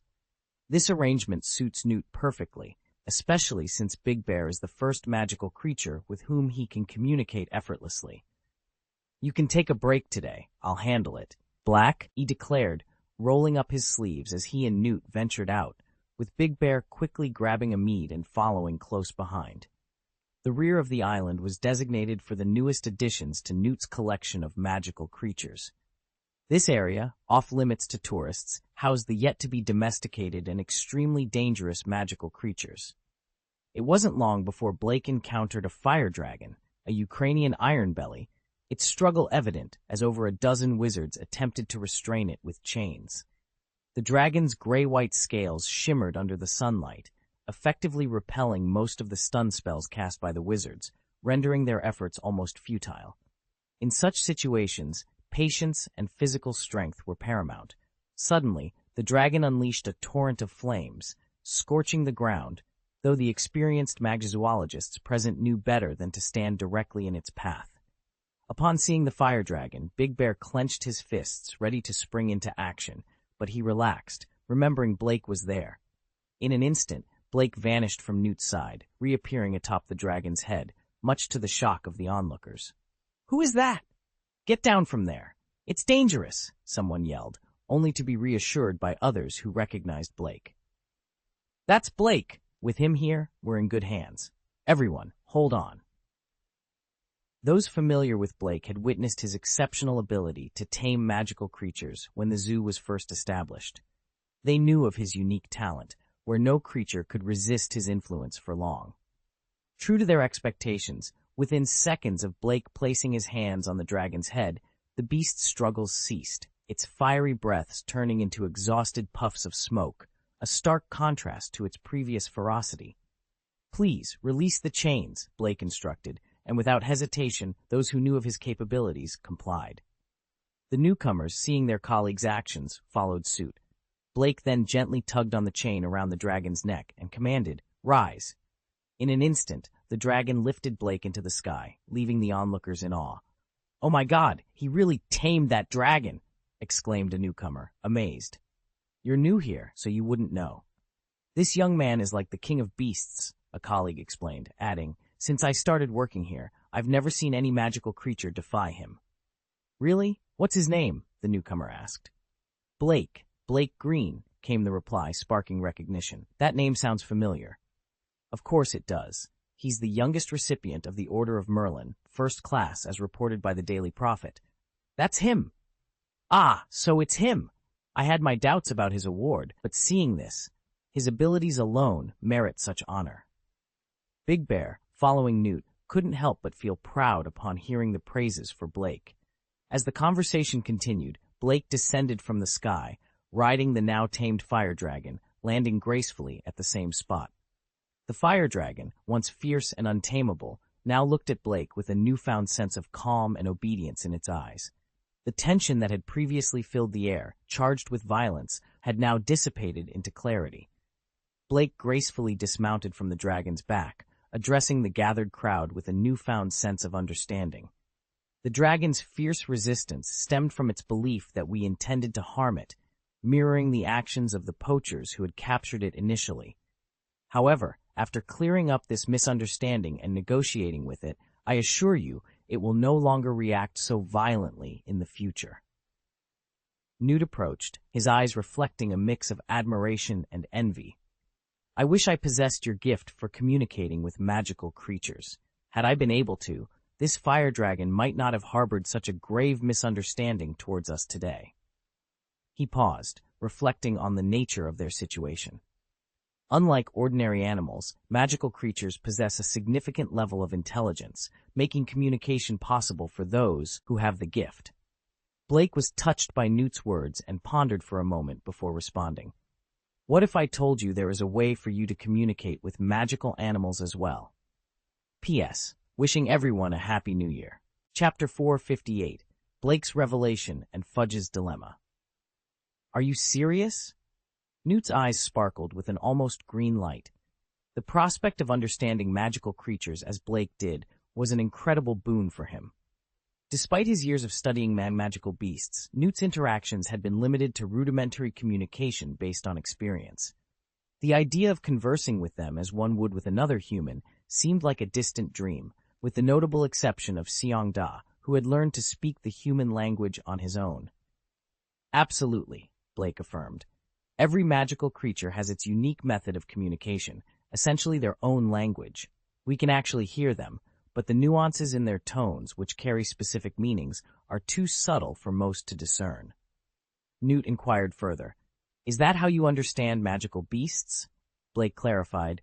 I possess a talent for detecting these subtle tonal changes, but I haven't learned the languages of magical creatures per se. My ability is more akin to receiving their thoughts and projecting mine directly to them, a form of communication that resembles telepathy more than anything. The explanation left many puzzled, but Newt had an epiphany. He knew of someone with a somewhat similar ability, though not quite telepathy but passive legilimency. So, you can use telepathy to translate these tonal nuances into our language? Newt asked, seeking clarification. Yes, I can compile a lexicon of their most common communicative sounds and translate them. This way, you could have a rough understanding of their meanings, Blake explained. But without telepathy or the ability to distinguish these tones, how could we make use of such a translation? Newt pondered aloud. Blake acknowledged the challenge. True, it's nearly impossible for humans to achieve this through training alone.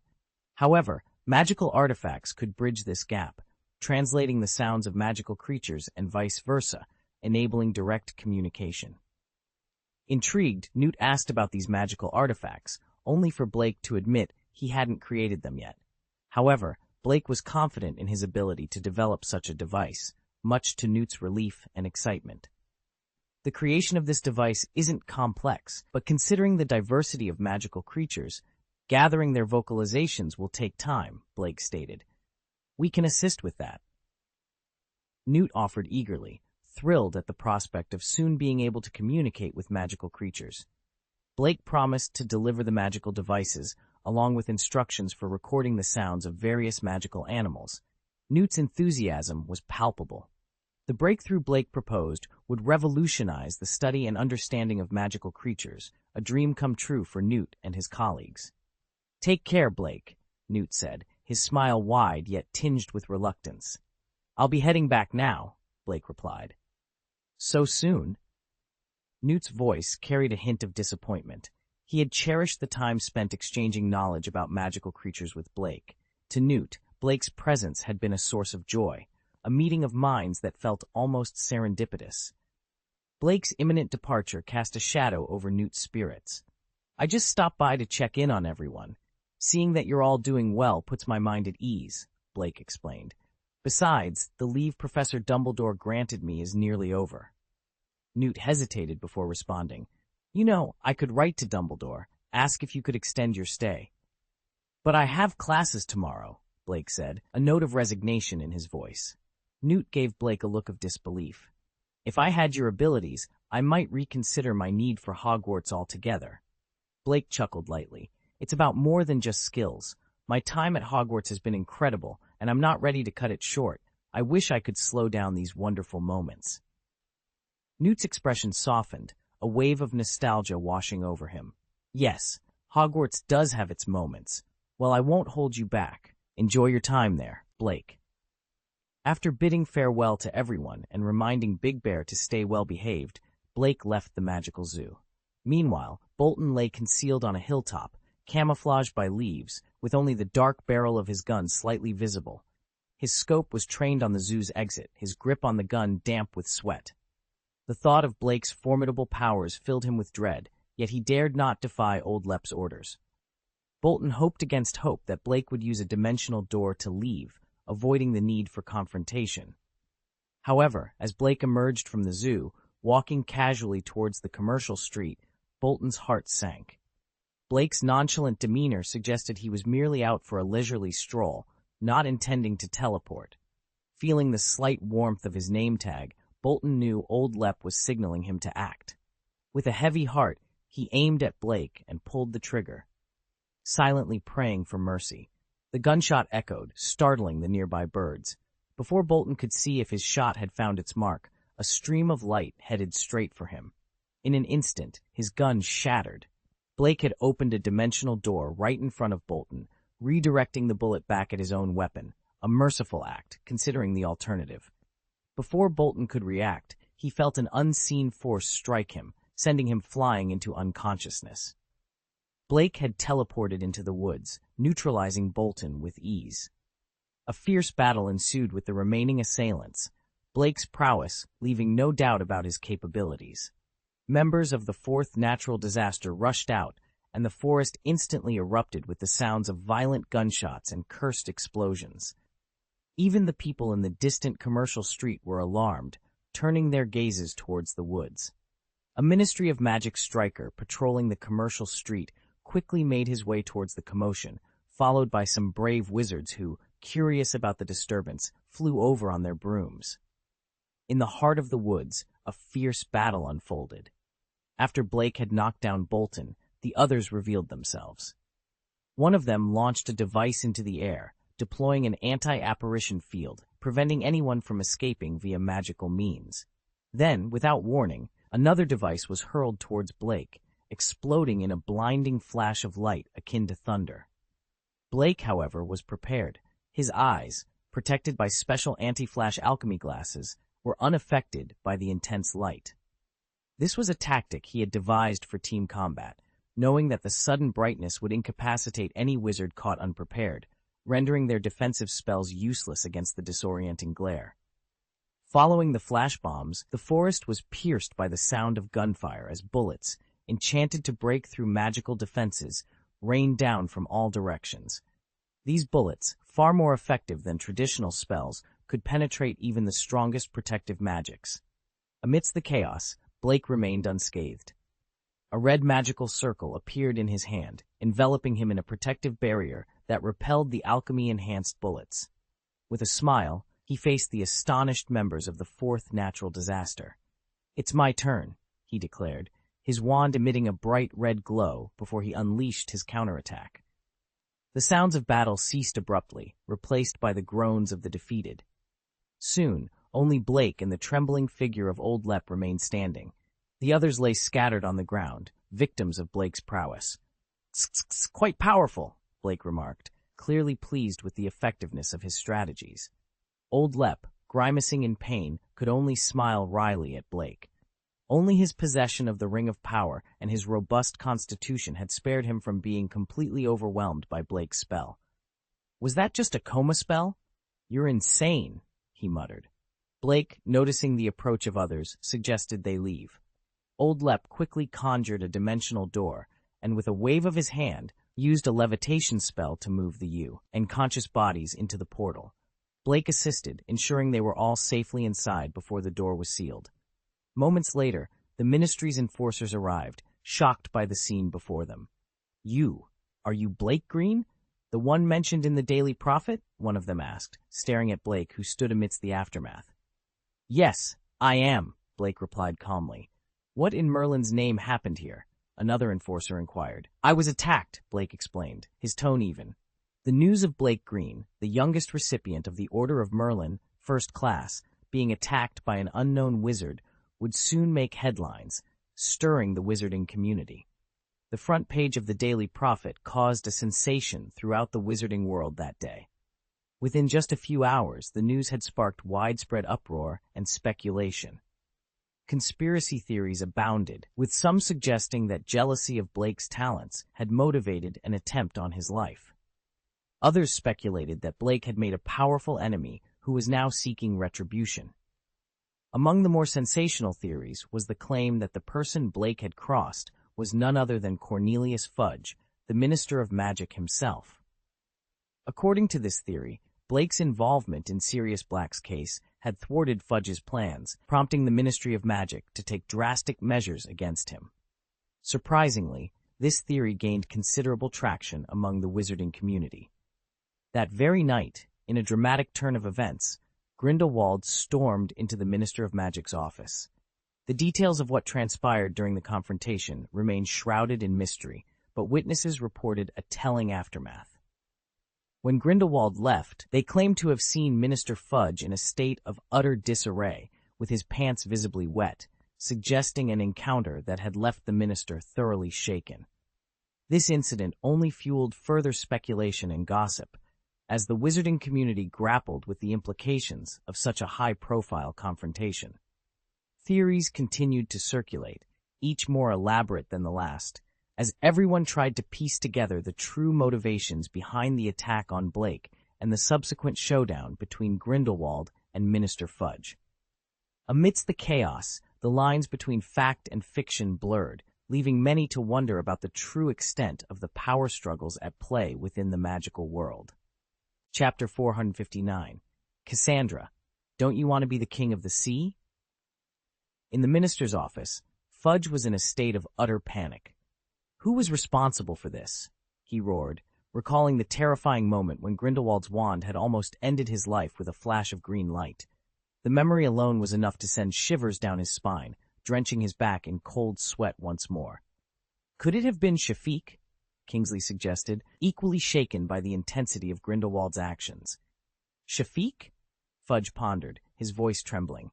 That does make sense. After all, he lost his position at the ministry because of Blake. But how could the Shafiq family, now in ruins, muster the strength to attack Blake? Kingsley questioned, skeptical of their capability. Don't forget, Minister, Shafiq has the support of a goblin, Kingsley reminded him. Realization dawned on Fudge, and he ordered, Go, bring Shafiq to me immediately. We have no evidence, Mr. Minister. We can't just arrest a wizard without proof, Kingsley cautioned. Fudge scoffed. Now that we know who he is, do you really think we can't find a reason to bring him in? I want to interrogate him personally. Let Scrimgeour handle it. Fudge's hatred for the goblins and the Shafiq family, who had nearly cost him his life, was palpable. Meanwhile, at the Fourth Disaster headquarters, Blake was tending to his injured comrades with admiration. During a brief pause, he inquired about the situation from Old Rep. You were right. After we retreated, they indeed came to investigate the scene, Old Rep confirmed. Blake smiled, satisfied. I'm sure no one will question the ferocity of our battle. Old Rep grimly agreed, acknowledging that their tactics had likely been exposed. Even though this mission failed, Chaos Wishes must have recognized our strength. And I've seen yours, Blake added with a smile. That's why I had to be tough. They need to understand how difficult it is to assassinate me. My strength ensures they won't question the failure of your mission. Old Rep, still puzzled, asked why Blake would orchestrate an attack on himself. Blake explained, by having the fourth natural disaster attack me, no one would suspect my connection to the organization. Realization hit Old Rep. I see. I overlooked your intention to remain hidden. Blake confirmed that he hadn't informed Old Bart about the plan, ensuring that Grindelwald's imposter remained unaware of the staged attack. This secrecy extended to not revealing new equipment or tactics that could give away the ruse. Once Grindelwald has had his fun, we won't need to keep him in the dark anymore, Blake concluded, sharing a knowing smile with Old Rep. The conversation shifted as Old Rep mentioned, I heard that Grindelwald broke into the Ministry. Grindelwald caused quite a stir at the Ministry of Magic tonight, frightening Fudge to the point of near panic. When Blake had tasked Old Rep with this mission, he had already revealed Old Bart's true identity as Grindelwald. I didn't expect him to storm into the Ministry of Magic like that, Old Rep mused, puffing on his pipe. The rumor that Fudge had hired assassins should have been transparent, but Grindelwald's direct approach after learning of Blake's attack shows his rage and lack of time for careful thought. He seems less like the Dark Lord this way, Old Rep added with a smile. He's clearly concerned about you, Master Blake. Blake nodded in acknowledgement. I'm aware. And he's not the only one, Old Rep continued, his smile widening. How do you plan to explain this to Dumbledore upon your return? Blake scratched his head at a loss. What explanation can I give? It seems my days of easily taking leave are over, but it was worth it this time. He reflected on how the attack had distanced the fourth calamity from both the Dumbledore family and Grindelwald. Now, everyone knows Dumbledore cares about me, making it unlikely for his allies to target me. This fourth calamity is an unknown force, making it a mystery to outsiders. If they can't gauge your strength, they'll hesitate to attack. Leaving the headquarters, Blake returned to Hogwarts the same way he had left. Upon entering, he was greeted by the sight of Dumbledore and Grindelwald standing together in the garden, a rare moment of unity. However, their serious expressions quickly shifted the mood. It's unusual to see you two not at odds, Blake remarked, but before he could continue, Dumbledore questioned him about his choice of travel. Why didn't you use the dimensional gate to teleport directly? Grindelwald echoed the question, emphasizing the safety teleportation magic like the dimensional gate offered against ambushes. I didn't anticipate an attack, Blake explained. Besides, I wanted to enjoy the journey. Teleporting directly would have meant missing out on the scenery. Grindelwald then inquired if Blake knew who had attacked him. Blake admitted he only knew they were highly disciplined and used various magical artifacts. Magic artifacts? At the battle scene, I found a weapon only a muggle would use. A gun, Grindelwald noted. They must be guns altered through alchemy, as my transfiguration spells had no effect on them, Blake deduced. Luckily, they couldn't breach my defenses. Grindelwald, frowning, muttered, Alchemy, Shafiq. He then speculated that goblins, particularly wealthy ones willing to spend, might be behind the attack, suggesting they could have hired dark wizards for the job. Blake was skeptical. Goblins? Would they dare? Dumbledore intervened, advising Blake not to dwell on the matter and to instead focus on returning to his normal life. Go have a meal and then visit your friends. They're likely worried about you. Blake nodded in agreement, ready to follow Dumbledore's advice, leaving the two powerful wizards behind as he went to reconnect with his friends, pondering the complexities of the magical world and the unexpected alliances and enmities it contained. Grindelwald spoke with conviction. What do you think? It has to be a goblin. Only a goblin could have orchestrated this. You're aware of their prowess in alchemy, and it just so happens that Black had offended them, Grindelwald declared. Dumbledore, deep in thought, gave a hesitant nod. He, too, harbored suspicions towards the goblins, yet something felt amiss. The connection to the goblins seemed too conspicuous. It was a conclusion any astute individual might quickly draw. If the act was too overt, it would indeed be peculiar. Grindelwald, reading Dumbledore's hesitation, said, I understand your concerns. You tend to overthink. Not everything is as complicated as it seems. Whether the goblins are responsible or not, we'll find out soon enough. And even if they're not directly involved, they're still connected in some way. Aside from your old friend, They're the only ones capable of such advanced alchemy. Of course, Black's own skills in alchemy are notable, but it's not conceivable that Black would target you, right? After ruling out the impossible, what possibilities remain? Dumbledore remained silent, reflecting on Grindelwald's words. Yet he was swayed. He too had inspected the scene of the attack, finding bullets transformed through sophisticated alchemy. Clearly, his old friend Nicholas Flamel wouldn't dream of harming his protege. And Grindelwald's logic was sound. It couldn't have been Black. That left only one possibility: fairies. "What do you plan to do?" Dumbledore finally asked, breaking the silence. For him, any attack on Black was a personal affront. "I'll handle it in my own way. You needn't worry." Grindelwald paused, then added, "You and I are different. There are actions you cannot take, but I am unburdened by such constraints. Ensure Black is well protected." With those parting words, Grindelwald activated a teleportation device, stepping through a portal of light that appeared with a press of his hand. Meanwhile, Black was conducting his own investigation. He too suspected the goblins, particularly a group known as Chaos Wish, which he believed to be a goblin-led organization. To confirm his suspicions, he decided to indirectly implicate the goblins. If they were indeed behind Chaos Wish, they would have to react. Direct confrontation in Nocturne Alley was not an option. The organization was too entrenched, and Chaos Wish was likely just the facade of a much larger operation. His goal was to probe without alerting them, preserving the element of surprise. Lost in thought, Black entered the dining hall, only to be taken aback by the unusually large crowd. Confused, he wondered aloud, "Is today a holiday? Why are there so many people?" Before he could ponder further, a wave of people surged towards him. In the midst of the commotion, a green blur crashed into his arms, and suddenly his lips were met with a soft, fragrant kiss. After a moment, the kiss ended, and Cassandra, breathless with concern, exclaimed, "I was so worried about you. The newspapers said you were attacked." The auditorium buzzed with whispers, snapping Cassandra back to reality. Realizing she had just kissed Black in front of everyone, her body tensed, and she reluctantly released him, though her hands lingered, unwilling to let go completely. The scene had unfolded in a whirlwind, leaving both Cassandra and Black amidst a storm of rumors and emotions, their relationship now a topic of fervent discussion among their peers.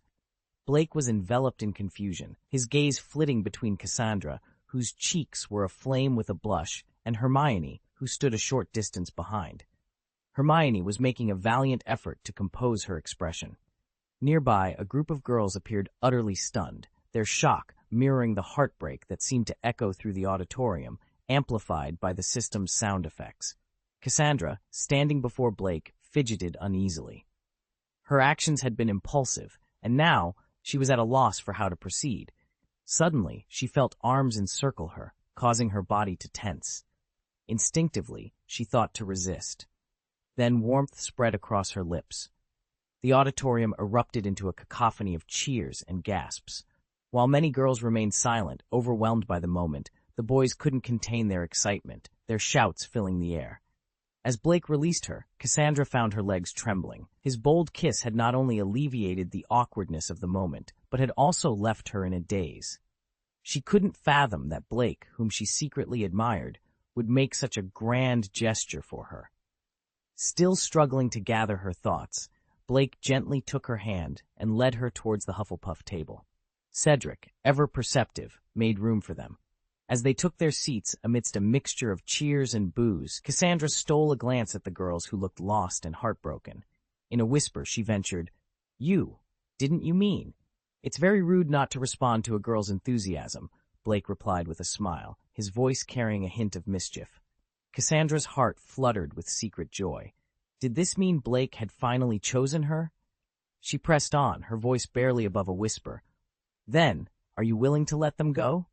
"I can't bear it," Blake confessed, his sincerity unmistakable. Cassandra was left speechless, her emotions a tangled web of happiness and confusion.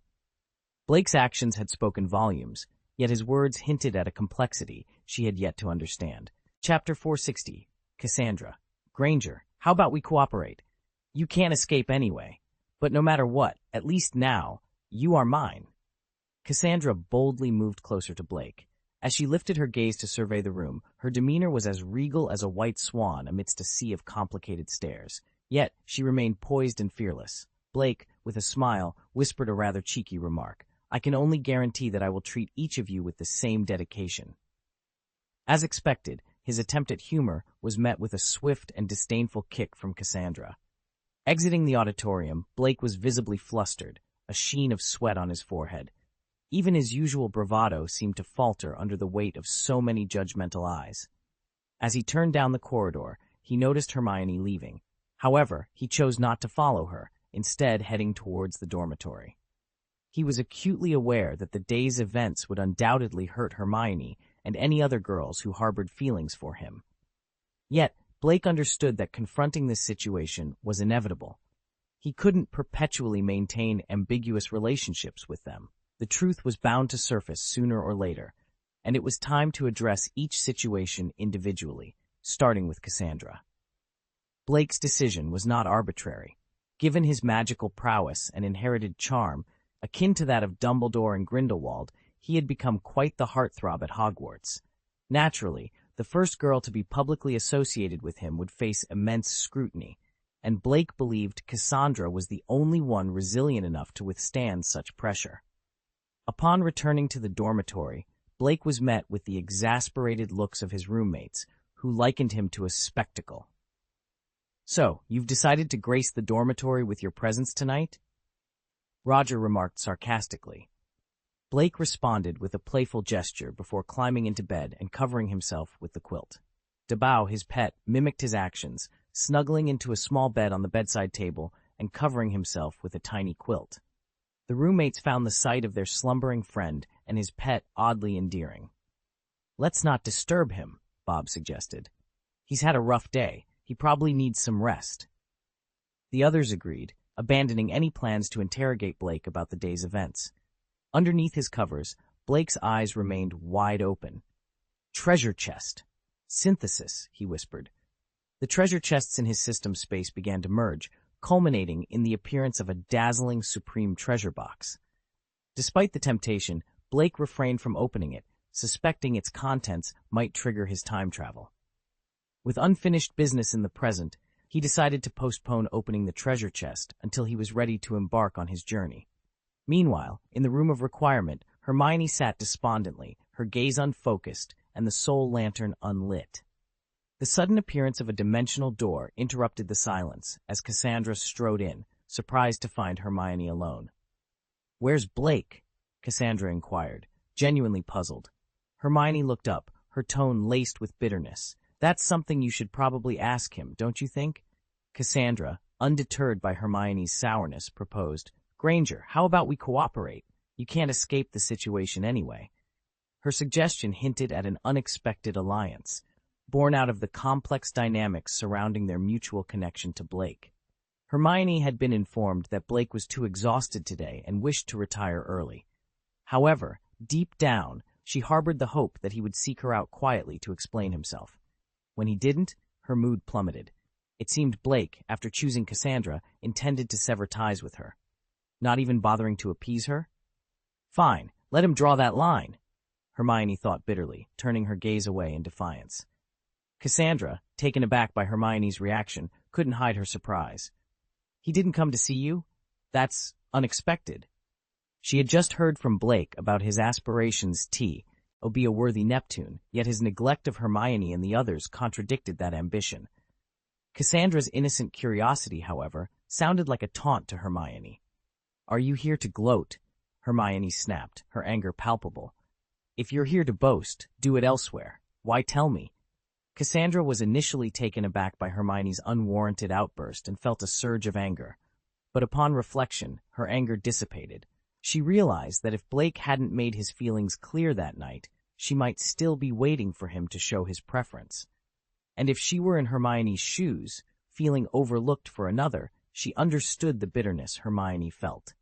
This empathy made Cassandra's initial energy fade, and she quietly took a seat, lost in thought. Hermione, expecting a sharp retort from Cassandra, was surprised by her silence. Glancing over, she noticed Cassandra's dejected demeanor, which puzzled her. "You," Hermione started, unsure of what to say next. Cassandra then shared her own distress. When I left the auditorium, someone called me names, said I was unworthy. She struggled to repeat the vile words thrown at her, revealing the harsh criticism she faced. So you see, I'm not here to boast. I too thought Blake and I would eventually be together, and tonight it seemed to become a reality, but it's not as wonderful as I imagined. Cassandra confessed her fears about the pressures of standing by Blake's side, especially considering his influence in the wizarding world. This vulnerability was unexpected, especially in front of Hermione, but it brought her a sense of relief. Hermione, recalling the moment Blake and Cassandra embraced, understood the scrutiny and judgment Cassandra faced. She wondered how she would cope under similar circumstances, doubting her own strength. Even Cassandra, usually so confident, was now expressing doubts. After a moment of silence, Cassandra stood up. I should go. I need some rest, she said, her voice weary, marking the end of their unexpected heart-to-heart. The bookcases lining the walls of the room of requirements slid back, revealing a bed in their place. Cassandra climbed up silently, not bothering to change her clothes before slipping into bed. Hermione watched her with a mix of surprise and concern. She couldn't help but wonder about the kind of pressure that would make someone like Cassandra prefer not to return to her dormitory for the night. All that was visible of Cassandra was her golden hair spread across the pillow. Hermione's gaze then shifted to the soul lantern she had placed on the table, her thoughts becoming increasingly complex. She had been pushing herself to study harder, all in an effort to keep up with Blake, to make herself strong enough to withstand the kind of pressure Cassandra was under. Hermione wanted to prove she was capable of standing by Blake's side. Pulling a book towards her, Hermione tried to read, but found herself unable to focus on the words. Suddenly, Cassandra's voice broke the silence. You'll have days like this sooner or later. Even though Blake hasn't come to comfort you, how could he possibly give up on you? You can't escape it. What are you talking about? Hermione responded, her voice tinged with panic. Cassandra turned to face Hermione, her green eyes meeting Hermione's. A new thought had struck her, one that filled her with unease. If Hermione were to join them, perhaps the pressure wouldn't feel as overwhelming. Hey, how about we talk? You won't be able to avoid this in the future anyway. The next morning, Blake was surprised to find his bed covered in gifts and his bedside table stacked with letters. Dabao was already sifting through the gifts, happily munching on chocolate. Blake picked up a letter and opened it, only to discover it was a condolence letter from a stranger. Since being awarded the Order of Merlin, Blake had amassed a number of supporters and fans within the wizarding world. His good looks and talent, combined with his contributions to the community, had made him a popular figure, frequently praised by the Daily Prophet. Blake's recent attack had caused concern among many, not just his fans. Even those who weren't particularly fond of him didn't wish to see such a promising young wizard fall victim to dark conspiracies. The public's response included sending condolence letters to Blake and urging the Ministry of Magic to apprehend his attacker as soon as possible. This situation placed Fudge in an uncomfortable position, facing pressure not only from the public but also from influential figures like Grindelwald and Dumbledore. Unaware of Fudge's predicament, Blake was sorting through the letters and gifts. You slept through the chaos this morning. The influx of owls was startling, Roger commented, observing the pile of letters. I took a sleeping potion last night, Blake explained, running a hand through his tousled hair. He felt somewhat overwhelmed by the fan letters, knowing he couldn't possibly read them all. The idea of simply burning them seemed harsh. Fortunately, Blake's concerns were soon alleviated. Dumbledore arrived promptly, taking most of the letters and gifts for safety reasons, given Blake's recent attack. Dumbledore also informed Blake that he had cast a spell to ensure only letters from friends could reach him directly, filtering out all others. Blake was taken aback by the sight that greeted him as he stepped out of Hufflepuff's common room. There, waiting for him, were Cassandra and Hermione. Hermione's presence was particularly surprising. Given the events of the previous night, Blake had expected Hermione to avoid him, yet there she stood, her expression neutral. What puzzled Blake even more was Cassandra's behavior. She took his hand with a warmth that seemed out of place, especially with Hermione standing right beside them, unfazed. Rubbing his temples in confusion, Blake couldn't help but wonder if he was still caught in a dream, perhaps a side effect of an incorrect dosage of the sleeping potion he had taken the night before. It seems there may be something wrong with the dosage of the sleeping potion last night. I might still be dreaming, he muttered to himself, trying to make sense of the situation. The calmness in Hermione's demeanor and the unexpected affection from Cassandra created a surreal atmosphere that Blake struggled to navigate. He looked from one to the other, seeking an explanation for this unexpected turn of events, his mind racing to piece together the puzzle. Chapter 461. The world is so big, you should go and see it. The dosage of the sleeping potion had been perfect the previous night, allowing Blake to wake up feeling refreshed. However, Hermione's brisk demeanor left him questioning if he was truly awake. He greeted her with a hesitant, "Good morning, you. We'll be late if we don't hurry, so no breakfast today," Hermione stated, taking the lead. Blake exchanged a shocked glance with Cassandra, who offered him a sly smile. She took his arm, her voice playful. "Let's go.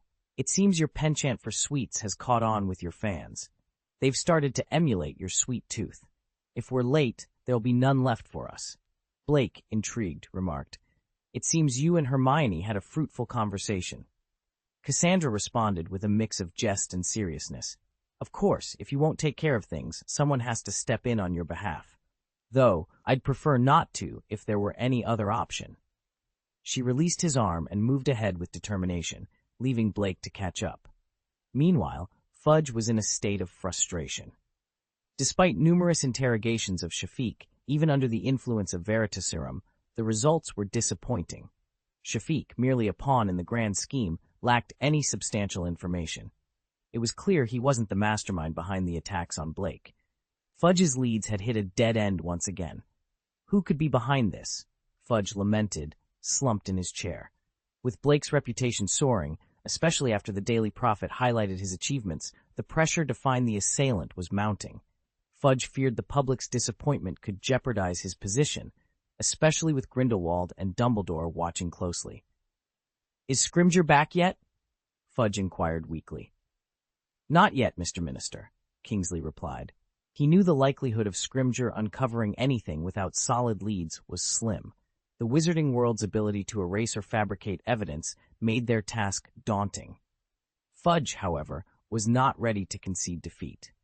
"Let's investigate the goblins," he suggested suddenly. "Goblins? Do you believe they're responsible?" Kingsley asked, surprised. "They have a motive, and we're out of leads," Fudge declared, determined to shift the public's focus onto the goblins, regardless of their actual involvement. As they agreed to pursue this new direction, the door to the minister's office was forcefully kicked open. Grindelwald, fueled by rage, made his entrance. Fudge, who had aligned himself closely with Grindelwald after falling out with Dumbledore, was quick to react. Grindelwald, with an air of indifference, took a seat. "Connolly, how do you plan to proceed with the goblins?" he inquired. Fudge was momentarily taken aback. He had resolved to target the goblins, but had yet to devise a strategy. Goblins were not easily intimidated. However, Grindelwald's question seemed more rhetorical than expectant of a substantial plan. Fudge, much like Dumbledore, was burdened with concerns, especially given the goblins' control over the wizarding world's economy through Gringotts. The task ahead was daunting, but the stakes were too high for hesitation. The prospect of angering the goblins was a scenario that no one in the wizarding world wanted to entertain. Thus, even with a desire to delve deeper, Fudge found himself in a position of helplessness. "Leave this matter to me," Grindelwald offered, his voice carrying a tone of assurance. "However, when the time comes that I require your assistance, I hope you'll be willing to cooperate with us." Upon hearing Grindelwald's proposal, Fudge's spirits lifted considerably. Grindelwald's willingness to take on this challenging issue was a relief. "Of course, we'll do everything within our power to assist you," Fudge responded eagerly, his relief palpable. Grindelwald nodded, a gesture of satisfaction. "Thank you for your cooperation, Mr. Minister. I must be going now, but let's make time for a cup of coffee soon." With those parting words, Grindelwald exited the minister's office, even taking the time to close the door behind him, a courtesy Fudge knew wouldn't have been extended had he declined Grindelwald's offer. Once Grindelwald had departed, Fudge exhaled a long sigh of relief. Kingsley, who had been observing the exchange, couldn't hide his disdain. Fudge's subservient demeanor hardly seemed fitting for a minister. While it was understandable that Grindelwald's power was intimidating, the lack of dignity was disappointing. "Mr. Minister, shouldn't we inquire about his investigation methods? The goblins are notoriously sensitive. A heavy-handed approach could—" Kingsley began, only to be interrupted by Fudge. "Why don't you ask him?" Fudge retorted, his tone laced with resignation. Kingsley fell silent, recognizing the futility in challenging Grindelwald's methods, especially given his own unease in the wizard's presence. Fudge, weary and disheartened, dismissed further discussion. "It's better not to stir trouble. At least now I can rest easy. Inform Scrimgeour and the others that their investigation is no longer necessary. And you, Kingsley, should get some rest as well. You've been up for too long." With that, Fudge collected his coat and left for home, eager for a reprieve. Kingsley watched Fudge's departure with a sigh, then returned to the Auror office to relay Fudge's orders to Scrimgeour. He also took a moment to send a discreet message to Dumbledore, detailing the day's events. Meanwhile, in the cold ambience of the underground classroom, Snape announced the end of the lesson. The students hurried out, eager to escape the chill that not even the lit crucibles could dispel.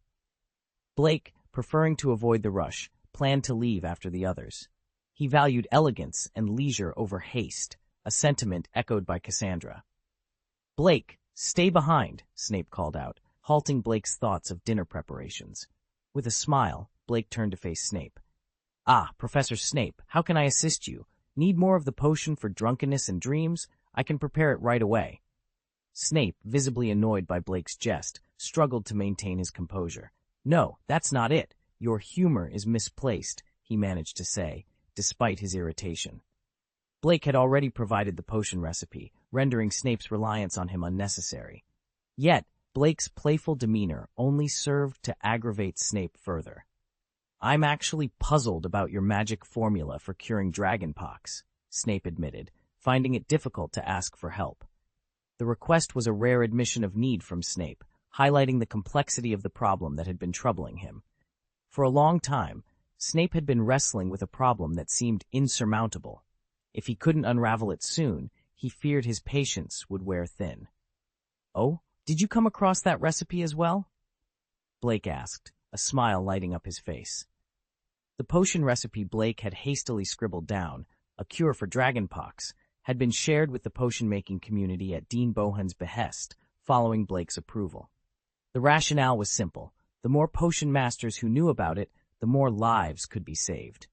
Such a noble cause was bound to stir emotions far and wide, and Blake saw no reason to withhold his consent. Naturally, Snape had laid his hands on the recipe. Despite his disdain for Blake, the potential to cure dragonpox was too significant to ignore. Thus, he plunged into research immediately, understanding much of it at first glance, and experiencing moments of clarity in others. Yet, some aspects eluded him, prompting him to seek out Blake for guidance. "Yes, I have some questions for you," Snape admitted, his pride slightly wounded. He unfurled a piece of parchment before Blake, revealing the dragonpox cure recipe, annotated with meticulous notes on each step and the potion's effects. "Are you attempting to deconstruct this recipe?" Blake inquired, his interest piqued. "Yes. It's a habit of mine. Whenever I encounter a new potion formula, I strive to decipher its workings," Snape explained, his ninth brow furrowed in concentration. "Remarkable. It's impressive how you've managed to dissect it so thoroughly," Blake commended, though his praise only served to remind Snape of his own shortcomings. He realized that his potion-making skills paled in comparison to Blake's, not due to a lack of knowledge, but because his approach was more reserved, lacking the creativity and boldness that Blake's recipes embodied. "What's puzzling you? Isn't everything there in black and white?" Blake asked, genuinely curious. Snape hesitated before voicing his question. "Here, why did you include rose petals?" He understood the rationale behind every other ingredient and step in the recipe, but the rose petals stumped him. They seemed to possess no magical properties or medicinal benefits, making their inclusion appear entirely superfluous. "Severus, have you actually brewed this potion before?" Blake queried. "Yes," Snape replied, producing a bottle of the potion, which he had crafted following Blake's instructions to the letter. "And have you tried making it without the rose petals?" Blake pressed on. "No, not yet," Snape admitted, his reluctance rooted in a desire to understand the purpose of the petals. He feared that omitting them would ruin the potion and waste valuable ingredients, a concern that had grown since becoming a father and adopting a more frugal lifestyle. "Try it now," Blake suggested with a reassuring smile. After a moment's hesitation, Snape agreed. He had already analyzed the formula extensively, so brewing it again was straightforward. When the moment came to add the petals, Snape refrained, continuing to stir the potion instead. The result was a potion that bore no resemblance to the original, both in color and aroma. It looked unappealing, with a murky appearance and an odd smell. "Is this a failure?" Snape asked, eyeing the cauldron with a frown. Blake nonchalantly picked up the prepared rose petals and sprinkled them into the simmering potion. As the petals touched the liquid, a transformation began. The moment the rose petal touched the potion, it transformed instantly. The murky liquid cleared, and the pungent odor that had filled the room vanished without a trace. Snape, witnessing this sudden change, stared at Blake in utter disbelief. What just happened?" he asked, his voice tinged with shock. Blake turned to him, a hint of a smile playing on his lips. "The truth is, the potion's effectiveness remains unchanged from its previous state, despite the off-putting appearance and smell we had a moment ago. However, the addition of a single rose petal triggers a fascinating reaction with the wolfsbane, aconite, and the juice of the poisonous tentacle already present in the mixture. And since rose petals lack any inherent magical properties, they don't alter the potion's intended effects. Thus, they serve as the perfect ingredient to enhance the potion's aesthetics and flavor without compromising its potency. You can add the rose petal at any stage of the brewing process," Blake explained, his tone both informative and reassuring. As Snape processed this revelation, he felt a mix of emotions. He had spent over a week agonizing over the role of the rose petals, only to discover they were merely a cosmetic addition chosen by Blake. This realization was both humbling and eye-opening. Despite his initial skepticism, Snape couldn't help but admire Blake's innovative approach. In mere minutes, Blake had crafted a potion formula that not only preserved the concoction's effectiveness, but also improved its appearance and aroma. Most approach potion making as a rigid science, but you treat it as if you're cooking or brewing soup, Snape remarked, his voice laced with a complex blend of admiration and envy. Blake shrugged modestly. "It's not particularly difficult. You simply need to think outside the box. The world is filled with countless potion ingredients, but who decreed that only those with magical properties are suitable for potion making? The division between wizards and muggles doesn't apply to the materials themselves. Moreover, who's to say that muggle ingredients can't be incorporated into our potions?" Snape felt as if a veil had been lifted from his eyes, revealing a world brimming with untapped potential. Blake's perspective challenged the traditional boundaries of potion making, suggesting a harmonious blend of magical and non-magical elements. The world is vast and full of wonders, far beyond the confines of the wizarding community. It would be a shame to limit your vision to what's familiar. I encourage you to explore and embrace the diversity that exists beyond our world, Blake urged, his words resonating with Snape and inviting him to reconsider his approach to potion making and, perhaps, to life itself. Chapter 462. Come into my arms. There is still room here. By the time Blake emerged from the underground classroom, night had already fallen. He glanced at his watch and sighed. The cost of Bobby's pretense was too high because he had missed his meal. However, the acquisition of a few golden treasure chests meant the day wasn't a complete loss. "Blake, did Snape keep you behind? He didn't give you a hard time, did he?" Blake was still processing his thoughts when he heard Hermione's voice. Professor Snape wouldn't embarrass Blake. Really, your view of Professor Snape should evolve, Cassandra chimed in, unexpectedly present. Blake scratched his head, puzzled. Speaking of which, why have you two been inseparable lately? Guess? Cassandra tilted her head, a playful challenge in her tone. I can't guess, Blake admitted, though he had his suspicions. He figured Cassandra must have sought Hermione's support to help alleviate some of her burdens. Yet, to spare the girls any embarrassment, he feigned ignorance. I won't tell you. You'll have to figure it out on your own, Cassandra said, dismissing the topic with a wave of her hand. All right then, what's for dinner tonight? Blake smoothly changed the subject. I'm up for anything. It's a bit late, but given your rapport with the house elves in the kitchen, they'll surely prepare whatever you wish, Cassandra suggested. Okay. As they walked, Blake noticed Cassandra subtly leaning towards Hermione. Despite her casual demeanor, her left hand was clenched tightly around her robe. It was clear the recent days had taken a toll on her, though she never let it show in front of Blake. How about we dine in the room of requirement tonight? We won't be disturbed there, Blake proposed gently. Cassandra began, only for Hermione to tug at her sleeve. That sounds good. Let's go, Cassandra agreed, her voice noticeably softer, a hint of relief in her tone. Reaching the room of requirement no longer required a trek to the 8th floor. A dimensional door whisked Blake and his companions directly to their destination, much to Cassandra's relief. It spared her from enduring curious stares while walking with Blake.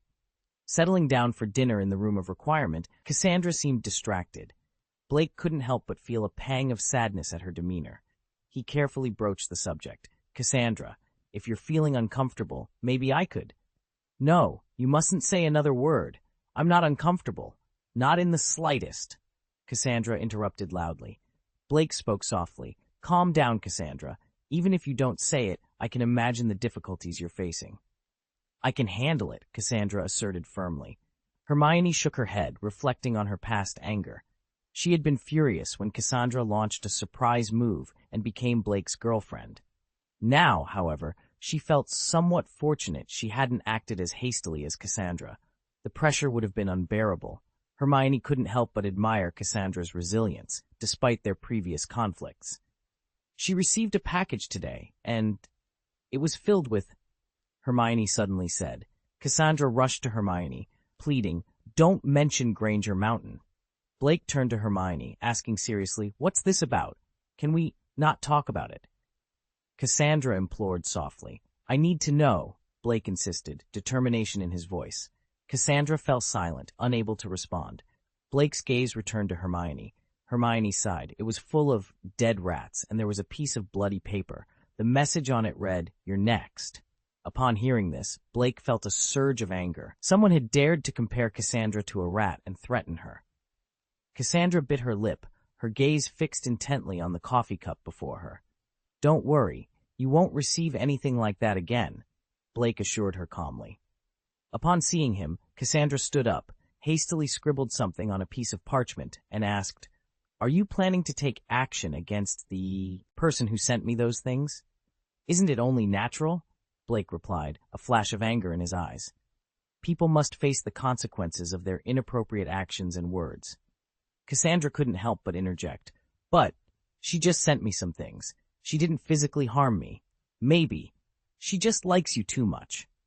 Cassandra was deeply upset by the gift, which was more of a curse disguised as wealth. She knew Blake well enough to understand the extent of his influence and the resources at his disposal. He could easily uncover the identity of the sender, and then, despite her anger, Cassandra couldn't bear the thought of letting harm come to the sender.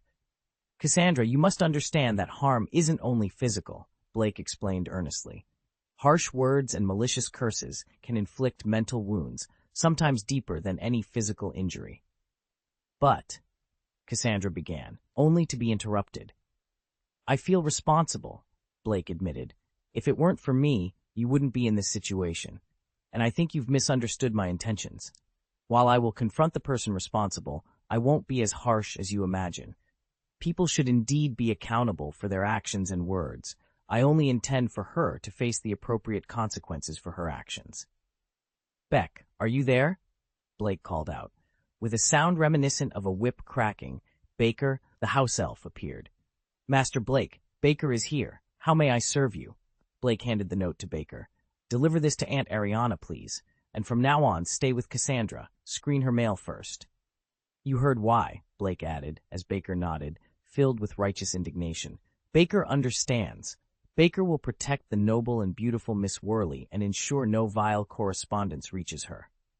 All right, off you go, Blake said, and Baker bowed slightly before disappearing.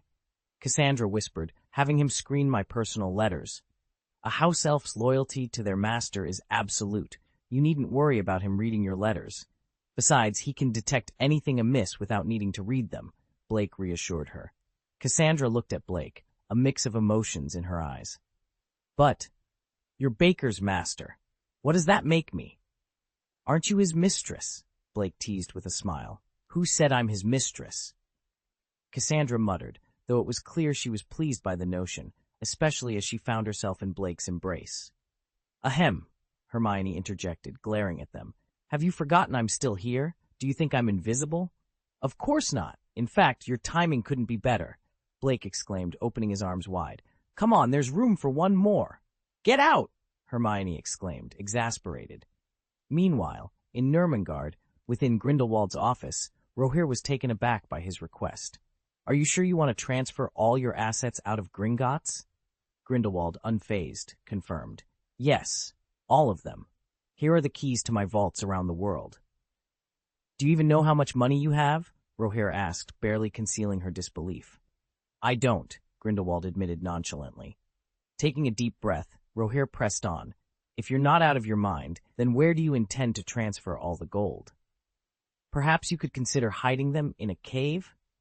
Grindelwald suggested nonchalantly. A cave? Rochelle struggled to keep his temper in check. And how do you propose we secure the transfer of the gold? It's impossible to conceal such a massive movement of wealth. Someone might take their chances. Grindelwald offered a sly smile. Security? Well, it hardly matters. Even if the gold is stolen, I wouldn't deposit it with the goblins at Gringotts anyway. Rohir couldn't help but laugh. So, you're saying if someone steals your gold, you'd still end up dealing with the goblins? Doesn't that mean you'd have to return to Gringotts regardless? Grindelwald found himself at a loss for words. Ahem. Right, you have a point. We must consider security. Oh, what a hassle. Hassle? You realize the trouble your vague orders cause. Rohir's voice grew louder. You issue a command, and we're left to scramble, potentially risking our lives for your unclear directives. He took a deep breath before continuing. You might not care about your possessions, but when we're executing your orders, we can't afford to be so indifferent. Do you understand what I'm saying? Grindelwald fell silent. Whether he cared for his belongings or not, his followers would undoubtedly go to great lengths to protect them. Even if it were merely a stone he asked to be moved, they would guard it with their lives. But this wasn't just any stone, it was a vast amount of gold. With such stakes, some would inevitably take risks, potentially costing the lives of those tasked with its protection due to his vague commands. Rohir was urging him to value the lives of his followers and not to endanger them with whimsical orders. Rohir seized the moment of Grindelwald's silence. I understand you might want to use this as a strategy against the detestable goblins. But consider this. Not only should you worry about dark wizards with malicious intent, but what about those 143 goblins? Do you think they would sit idly by and allow you to move all your wealth without intervening? Before any dark wizard could act, they themselves would likely attempt to seize it. Grindelwald scratched his head, realization dawning. Ah, you're right. I've been spending too much time with that old fool recently, almost forgetting who I am. Not everyone could be like Dumbledore, abiding by the rules. Some, including his past self, broke laws and committed crimes for profit. I'm not against your targeting of the goblins, but I urge you to think more carefully and comprehensively. I know you're capable, Rohir advised. Grindelwald stood, his response earnest. I understand. Let's withdraw this order for now. I need to think this through more carefully and plan accordingly. Rohir smiled at this. We can help you. You're not alone, remember? Meanwhile, in the room of requirement, Blake frowned. Are you sure you don't need my help? Cassandra shook her head, her determination clear. I want to prove myself. If I can't stand by you on my own, I'd rather not be with you at all. Blake's gaze softened at her resolve. There's no one better suited at Hogwarts than you. If I'm not qualified to be with you, then who is? Cassandra declared, pride evident in her posture. Hermione's sneer from the sidelines broke the moment. Granger, why are you laughing? Come out and fight! Let's settle this, Cassandra challenged, her patience worn thin. The room of requirement responded to their confrontation, morphing to create a small duel stage. Hermione and Cassandra leaped onto it, their duel commencing swiftly. Blake watched, a mix of concern and awe in his eyes, as the duel unfolded, powered by the magic of the Moonflower and their fierce determination. With the acquisition of the Soul Lantern, their knowledge and overall strength had surged dramatically. Consequently, when the battle commenced, it was significantly more ferocious than any skirmish involving the Aurors. Yet, he refrained from intervening in Cassandra and Hermione's duel, understanding that both had been grappling with immense pressure lately. This confrontation was their method of venting the pent-up frustration and stress. "Hey, take it easy, will you?" he cautioned, his voice laced with concern.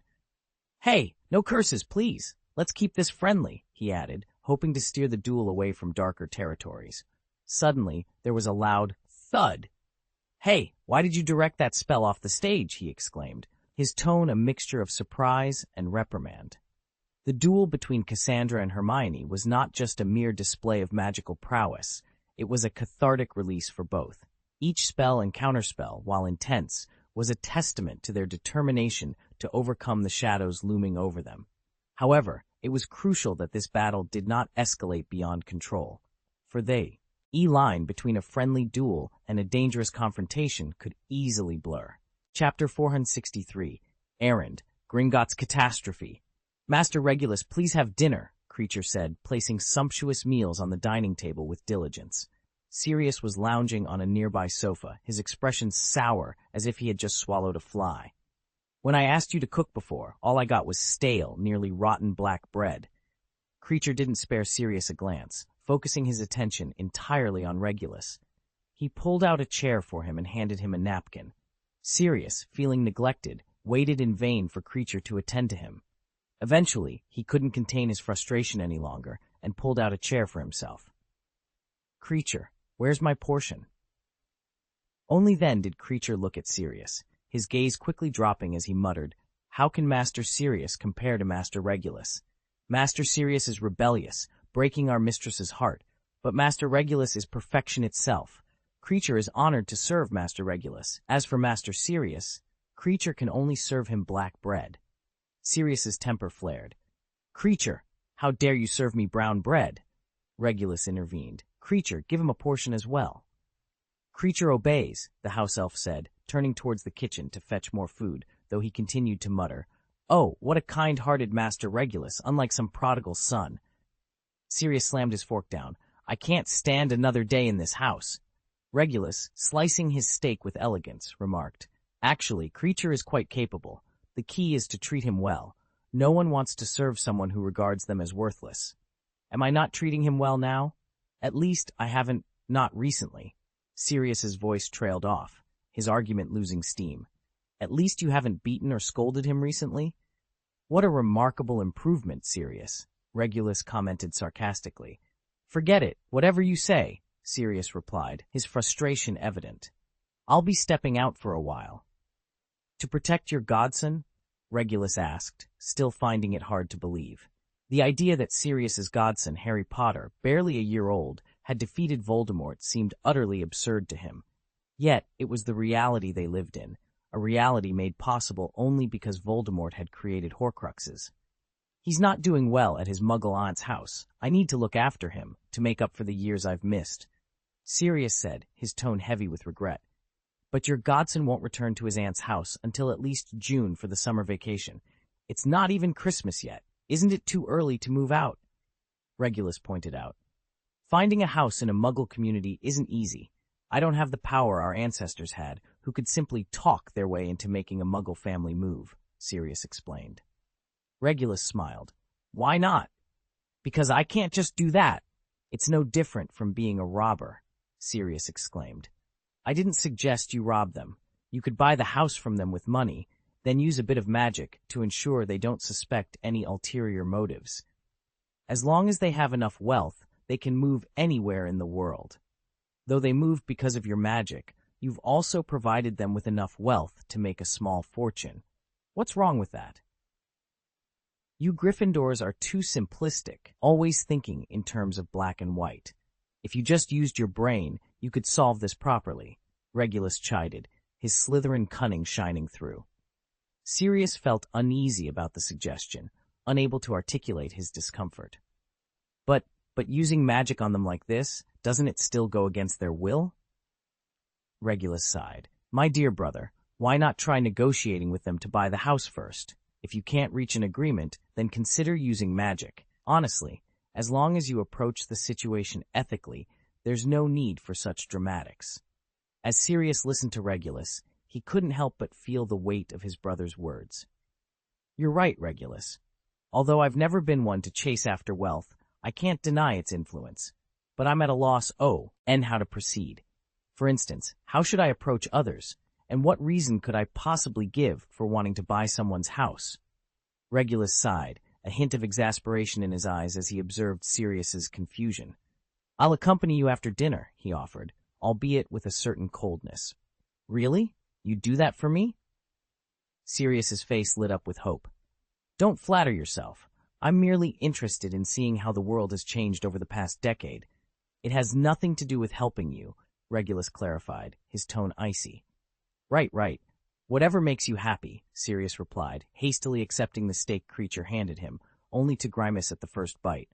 This is incredibly salty. Regulus, how can you even eat this? Regulus calmly dabbed his mouth with a napkin. Perhaps if you treated him better, your food wouldn't be so salty. I can't stand it here any longer, Sirius exclaimed in frustration. Let's go rob Gringotts. Meanwhile, in Nurmengard, Grindelwald was sharing his latest scheme with Rohir, who could hardly believe what she was hearing. You've spent a week contemplating, and this is your brilliant idea? She asked, struggling to maintain her composure. Grindelwald, undeterred, spread his hands wide. Why not? It's a perfect plan. We won't have to grovel before the goblins, and we won't have to worry about being robbed, since we'll be the robbers. Rohir massaged her temples, trying to process the audacity of the plan. Gringotts isn't like Muggle banks. The gold is stored in individual vaults. This robbery would inevitably harm other wizards, though I suppose that's of little concern to us. But have you considered Dumbledore and Blake's stance on this? Blake is a good person. Do you really think he'd support such an action, or do you not care about his opinion at all? Grindelwald was not intimidated by Dumbledore, but the thought of Blake disapproving of his actions did give him pause. I've considered this thoroughly, he assured her with a grin. No one will go bankrupt. The goblins will be the only ones to suffer any loss. Rohir realized then that Grindelwald might indeed have a detailed plan. What exactly are you planning? We'll create a pretext to withdraw a significant amount of money from Gringotts. The more outlandish the reason, the better. I want it to be public knowledge, to show how much I'm willing to spend on this endeavor, Grindelwald explained. So, you plan to rob your own money?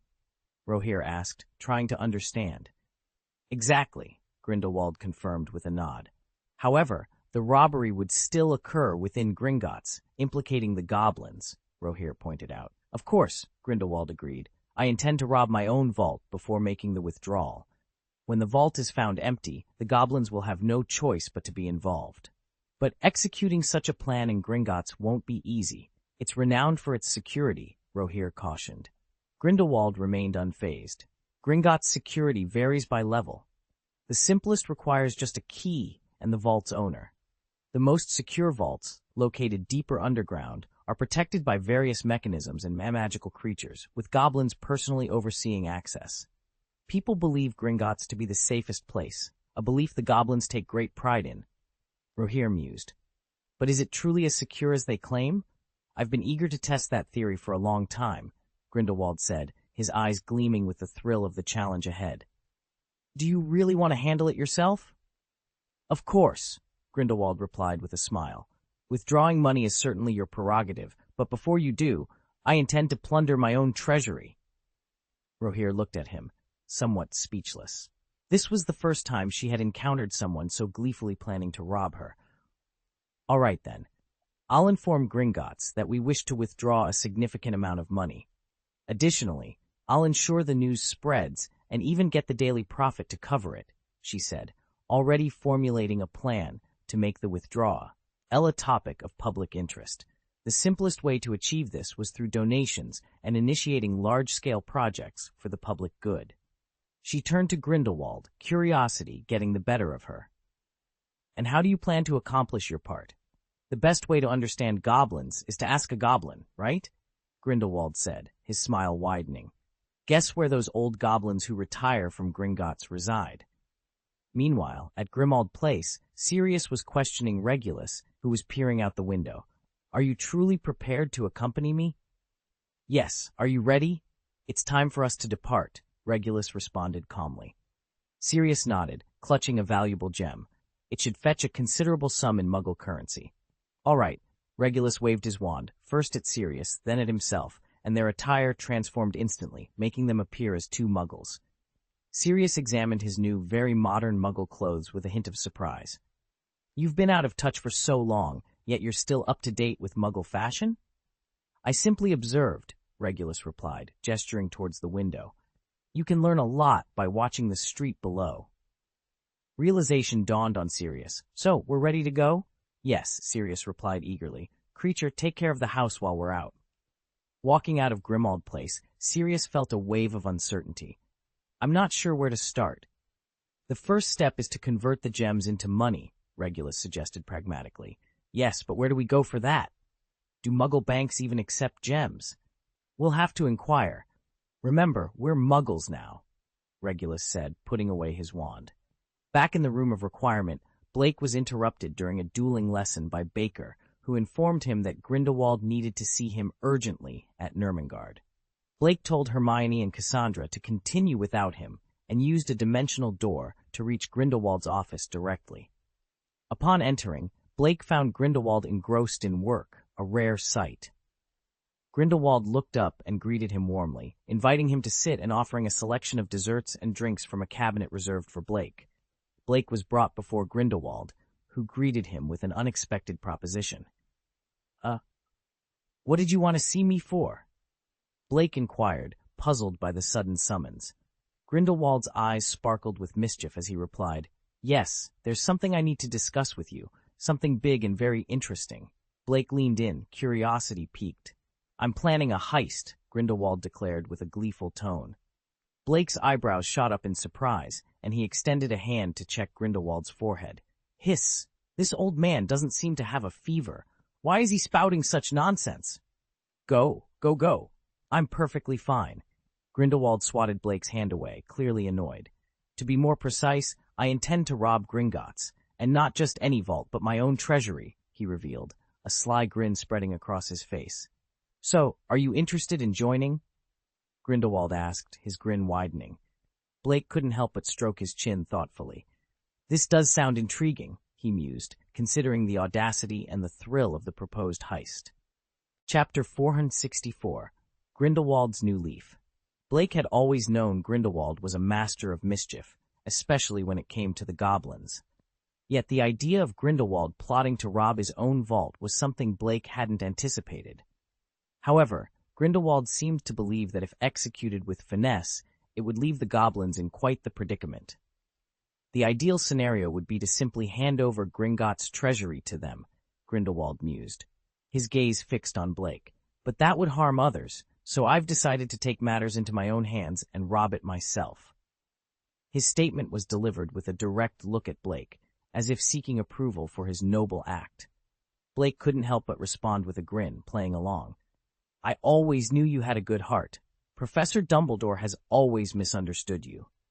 Grindelwald, energized by the support, slapped his thigh and exclaimed, Exactly! The past is the past, and the present is now. He still views me through the lens of my past actions, which is quite bothersome.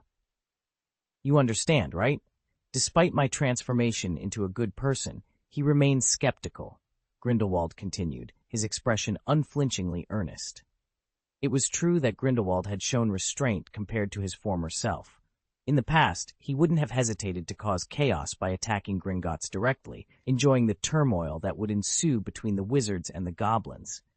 This change in approach was notable. "So, are you in?" Grindelwald asked, rubbing his hands together in anticipation. "Of course. How could I miss out on such an intriguing plan?" Blake stood, his enthusiasm matching Grindelwald's. "Wonderful. Your participation is most welcome," Grindelwald said, raising his glass of honey water in a toast. Blake then posed a question. "But if I'm to join you in this endeavor, does Professor Dumbledore know?" Grindelwald's smile didn't waver. "It's best if he remains in the dark. He wouldn't find this amusing. This time, you're with me." "That makes sense," Blake agreed, giving Grindelwald a thumbs up. "So what do you need from me?" Blake inquired, knowing Grindelwald wasn't seeking his assistance for a mere show of force. Gringotts was renowned for its security, but for someone like Grindelwald and his followers, it posed little challenge. There had to be a technical aspect to his request. "Remember the alchemy bomb you created?" Grindelwald began. Blake nodded in affirmation. "I heard you based its design on Muggle technology?"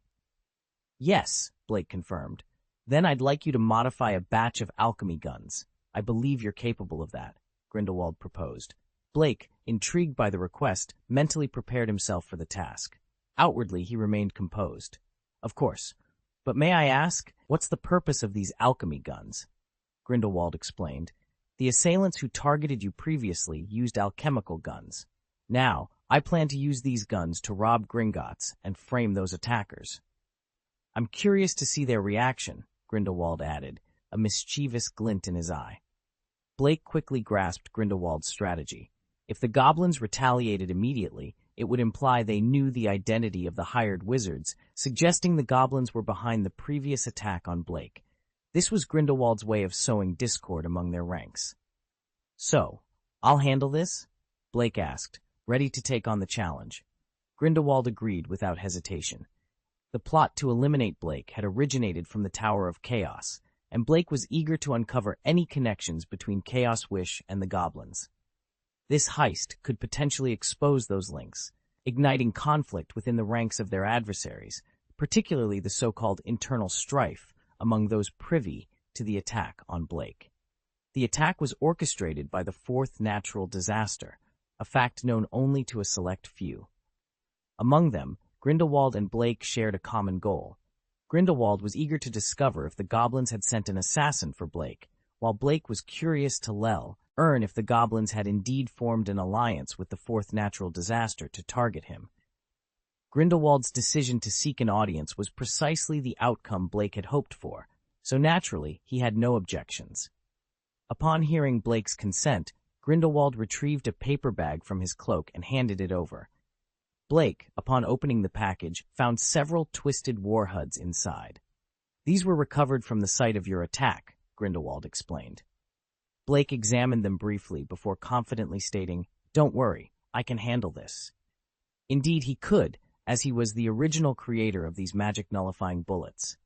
"I'll leave it in your capable hands, then," Grindelwald sighed, his tone reflecting a mix of resignation and admiration. Alchemy truly is a pivotal field. His gaze lingered on Blake, and suddenly he proposed, "If you're not keen on coming to Nurmengard to study, perhaps you'd consider becoming a professor." Blake stared at Grindelwald, taken aback by the sudden shift in conversation. The idea of becoming a professor seemed far-fetched to him. "Alchemy's significance is undeniable. I'm planning to introduce an advanced alchemy course at Nurmengard.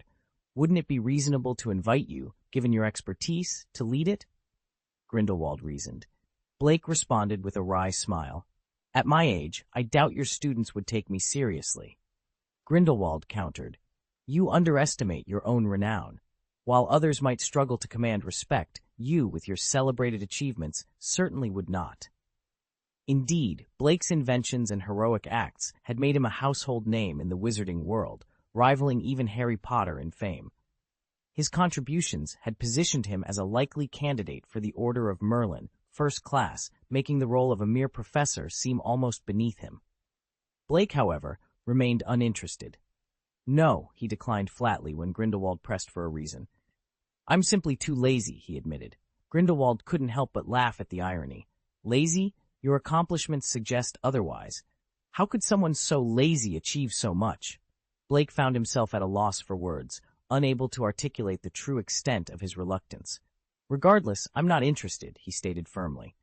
Grindelwald sighed, a hint of regret in his voice.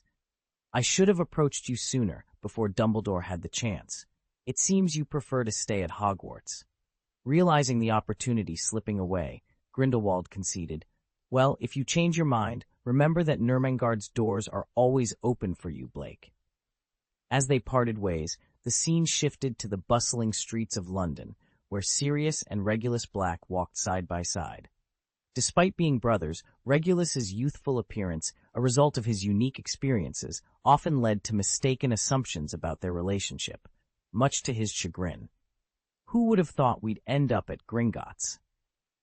Sirius mused, wiping away sweat from his brow, reflecting on their unexpected journey compared to the simplicity of exchanging gems. In the Muggle world, visiting Gringotts to deal with goblins proved to be more convenient for Regulus and Sirius. They sought to exchange a gem for Muggle currency, a transaction that delighted the goblins. Unlike exchanging Muggle currency for gold galleons, trading a genuine gem was highly valued by them. The goblins, recognizing the brothers' unique needs, even offered guidance on navigating Muggle banking systems. This was crucial, as the goblins' expertise extended beyond the wizarding community, ensuring the exchanged Muggle money wouldn't be useless. Following the goblins' advice, Sirius crafted a fictitious Muggle identity to open a bank account, employing a bit of magic to smooth the process. The Blake family, being of significant status, allowed Sirius to deposit a substantial sum into his new account. Meanwhile, Regulus found himself captivated by the rapid changes in the Muggle world over the past decade, his attention particularly caught by the bustling streets and taxis. Upon Sirius confirming they had ample Muggle money, Regulus suggested they hail a taxi, a concept he quickly grasped after observing other Muggles. Despite Sirius's initial surprise, he followed his brother's lead. Once inside the taxi, Regulus was fascinated by the new environment, while Sirius directed the driver to privet drive. Regulus's newfound appreciation for the Muggle world sparked a lively conversation between the brothers about Sirius's flying motorcycle, currently left in Hagrid's care. Back at their base, Blake retrieved over 20 alchemical guns and thousands of magic-breaking bullets from a secret armory, storing them in his system warehouse to later present to Grindelwald as freshly made.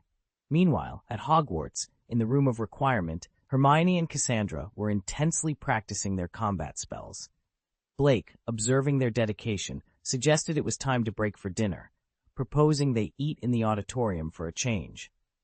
Cassandra, having spent the day sparring with Hermione, felt a significant shift in her demeanor. She confidently agreed to Blake's suggestion, her newfound confidence evident in her stride and smile.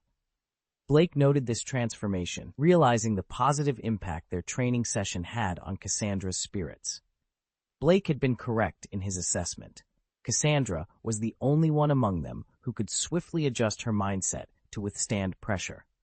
This resilience, however, wouldn't have been possible without Hermione's assistance.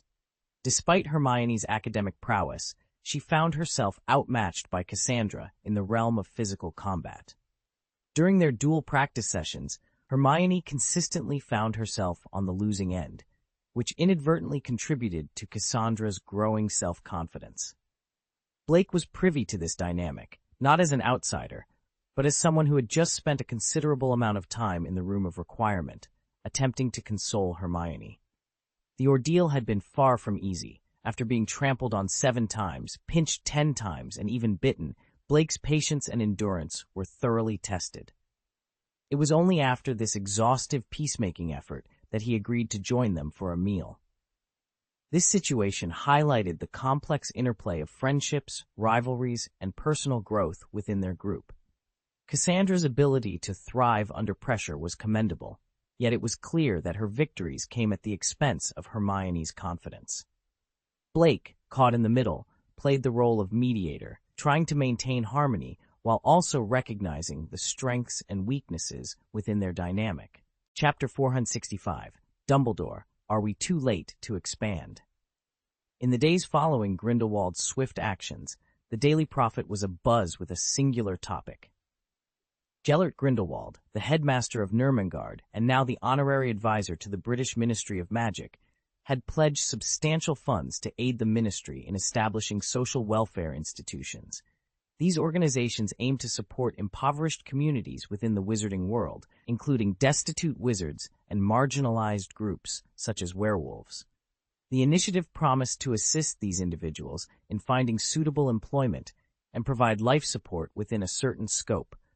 Additionally, it offered aid to elderly wizards who had lost their ability to work, and scholarships to financially disadvantaged students at Hogwarts and Nurmengard.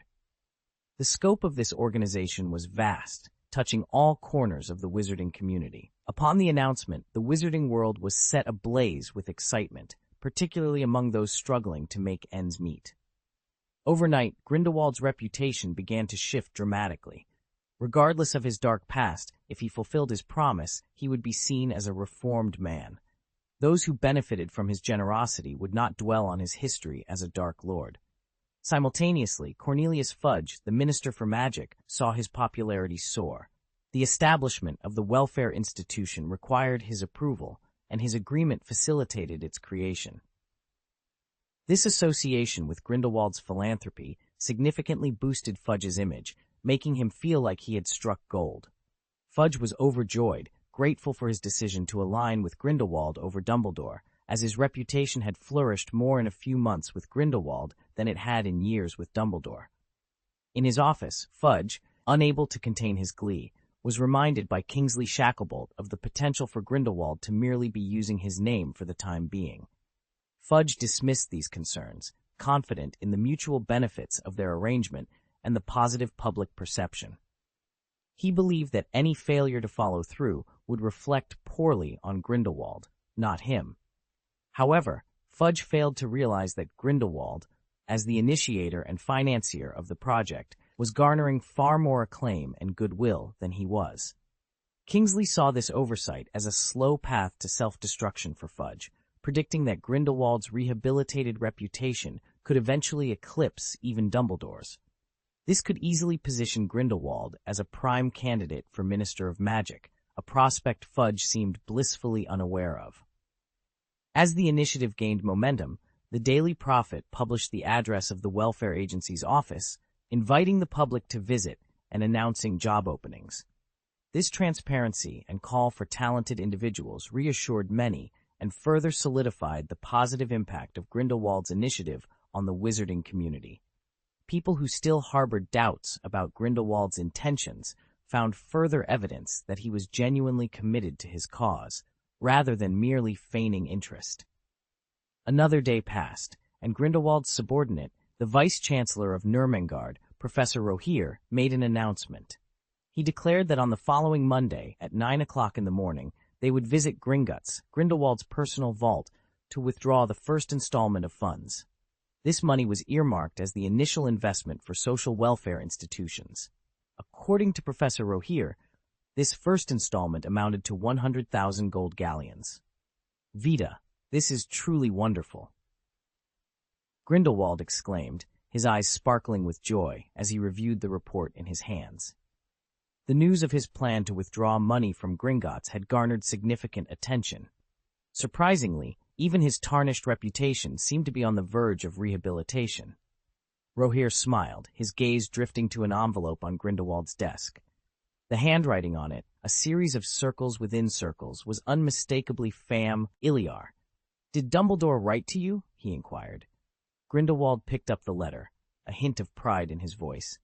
"Ah, you mean this. Yes, that stubborn old man finally reached out to me. After all this time, he's actually said a few kind words." Rohir chuckled. "It's not surprising. What you're doing, regardless of your underlying motives, is genuinely beneficial. Dumbledore is aware that your actions, while potentially self-serving, ultimately serve the greater good. He has no reason not to support it. Hence, he sent you a letter, even offering some suggestions." This acknowledgement from Dumbledore, who had rarely spoken positively of Grindelwald, filled him with satisfaction. "You've done well," Grindelwald beamed, entrusting Rohir with the task of managing the funds for their cause. He left it to Rohir to devise the necessary pretexts for their actions. Unexpectedly, Rohir revealed a surprising source of inspiration. "Guess who came up with this idea?" he asked suddenly. Grindelwald, taken aback, replied, I thought it was your idea. I had planned to make a public donation to St. Mungo's and then start promoting our efforts, Rohir explained. But then, Blake, he wrote to me out of the blue, saying he'd heard about our charity work from Dean Bohan. And he suggested, Rohir continued, that if we were going to do something good, we should think bigger. Why limit ourselves to St. Mungo's when there are so many in need across the entire division? Grindelwald applauded the idea. Brilliant, Blake. Although this new approach meant Grindelwald would have to invest significantly more than initially planned, his financial resources were vast. Despite decades of imprisonment in Nurmengard Tower, Rohir had diligently managed Grindelwald's assets, both in the wizarding and muggle worlds. Thus, even a monthly contribution of 100,000 gold galleons to the welfare institution was manageable. The wizarding world's population was much smaller than the muggle world's, and only a fraction of that population consisted of impoverished wizards. The monthly operating costs of the welfare institution were unlikely to exceed 100,000 gold galleons, making this venture both beneficial and sustainable for Grindelwald. Furthermore, he knew that even non-profit organizations could find ways to generate income, ensuring the institution's longevity was not a concern. This will unsettle the goblin. This will certainly unsettle the goblin, remarked with a smile, anticipating the discomfort his actions would cause among those who doubted his ability to access his funds. Rohir gazed at Grindelwald, his expression serious. Do you truly believe Blake devised this plan solely to augment the efficacy of your strategy? Grindelwald, taken aback by the question, could only stare at Rohir in astonishment. Then, what else? He managed to ask. Rohir sighed, the weight of his thoughts evident in his demeanor. You seem to overlook the fact that once this plan is set into motion, your reputation will experience an unprecedented transformation. He paused, allowing the implication to sink in before continuing. In simpler terms, should you aspire to become the Minister of Magic, wouldn't this endeavor significantly ease your path? Furthermore, Rohir picked up Dumbledore's letter, his voice tinged with a hint of revelation. Even Dumbledore, a man who has always regarded you with considerable suspicion, has reached out. He's set aside past grievances to offer you counsel. Grindelwald opened his mouth to respond, but found himself at a loss for words. Blake wishes for you to step back into the light. He also hopes to see an end to the animosity between you and Dumbledore, Rohir added, his voice soft yet firm. Grindelwald massaged his forehead, a mix of frustration and contemplation in his gesture. This child, always meddling in the affairs of adults. What does he hope to achieve? He muttered, more to himself than to Rohir. Rohir, hesitant yet determined, voiced his concerns. I'm not entirely sure of your plans, but I do sense the genuine intentions behind Blake's actions. My plan? Grindelwald mused aloud as he settled back into his chair, tapping his index finger against the armrest thoughtfully. He understood Rohir's underlying question. Would he continue on his previous path of disruption, or would he choose a more peaceful approach? The idea of involving Blake in any future schemes seemed to weigh heavily on him. I have no intention of coercing him. Whatever the future holds will be left entirely to Blake's desires. I hadn't given it much thought, truthfully. After all, I am not as young as I once was, Rashiel. Grindelwald confessed, a hint of melancholy in his voice. Rohir nodded, a sense of relief washing over him. Blake is a boy of strong convictions, and I, too, am not getting any younger, Gellert. Meanwhile, at Hogwarts, in the headmaster's office, Dumbledore and Blake sat together on the steps in front of his desk. That welfare institution proposed by the old rogue, was it your idea? Dumbledore inquired, his tone laced with curiosity. Blake, surprised by the question, responded, How did you know? Because I understand him. Do you really think he's the type to engage in charitable acts without seeking something in return? Dumbledore probed further. Blake was initially inclined to defend Grindelwald, but ultimately his conscience wouldn't allow it. It's not quite like that, he admitted reluctantly. Despite Grindelwald's kindness towards him, Blake couldn't deny the man's inherently dubious nature. But you're attempting to change him for the better, Dumbledore observed, a note of approval in his voice. Blake, slightly embarrassed by the acknowledgement, questioned, Professor, am I wrong in doing so? Wrong? No, you've done nothing wrong, Dumbledore reassured him, shaking his head gently. Why would I be angry? I spent years trying to guide him towards the right path, only to fail and resort to imprisonment. If you can succeed where I could not, it would bring me nothing but joy. Dumbledore's voice softened as he continued. Although such a statement might anger many of his victims, transforming a villain into a hero is infinitely more beneficial than simply eliminating them. If you truly have a way to achieve this, it would be a remarkable feat. Despite referring to Grindelwald in less than flattering terms, Dumbledore couldn't hide the fact that the man had once been his closest friend. Deep down, he harbored a desire for Grindelwald to find redemption, especially now that Ariana's situation had been resolved, easing one of Dumbledore's greatest burdens. Blake, with a newfound determination, assured, "Don't worry, Professor. I will make it happen. This welfare agency, I refuse to let it become merely a tool for manipulation," he declared with conviction. Dumbledore nodded, a smile of genuine trust gracing his features. "I believe in you. Oh, by the way," Dumbledore added, a twinkle of amusement in his eye, "I've heard from Severus that you have a girlfriend?" Blake was taken aback. "Who? Severus? Honestly, I imagined many ways you could have found out, but I never expected him to be the one to tell you." Blake was genuinely surprised that Snape, of all people, would indulge in such gossip. "You can't fault Severus. After all, Miss Worley is currently the top student in Slytherin," Dumbledore explained, his smile broadening. Blake looked at Dumbledore, a mix of astonishment and amusement in his expression. Suspicion clouded Blake's expression. "I'm sure Snape must have had a plethora of unpleasant things to say, right?" Dumbledore's beard quivered slightly as he responded, "Actually, it wasn't all that bad." Blake's mood darkened. "Well, good for you, Snape. I'm going to cut your dividends, and when little Lily grows up, I'll make sure to speak ill of you in front of her." Dumbledore, with a twinkle in his eye, changed the subject. "So, Christmas is approaching. Don't you think it's time to invite some friends over to your place?" Blake hesitated, his mind racing. "It's not that I'm concerned about your opinion, Dumbledore. Dumbledore interrupted with a knowing smile. "Are you planning to invite more than one guest?" Blake was taken aback. "How did you know?" But as soon as the words left his mouth, he realized the answer. It had to be Snape. Dumbledore chuckled. "As I've said, I have no objections to you inviting any of your friends over." "That's a relief," Blake exclaimed, his spirits lifting. Dumbledore continued, "So, in addition to Miss Worley, you're also inviting Miss Granger, correct? I'll ask Ariana to prepare 2 rooms in advance." Blake hesitated once more. "Well, it's not just Miss Granger." Dumbledore raised an eyebrow in surprise. "Oh, who else are you planning to invite? Christmas isn't far off. We should start preparing soon."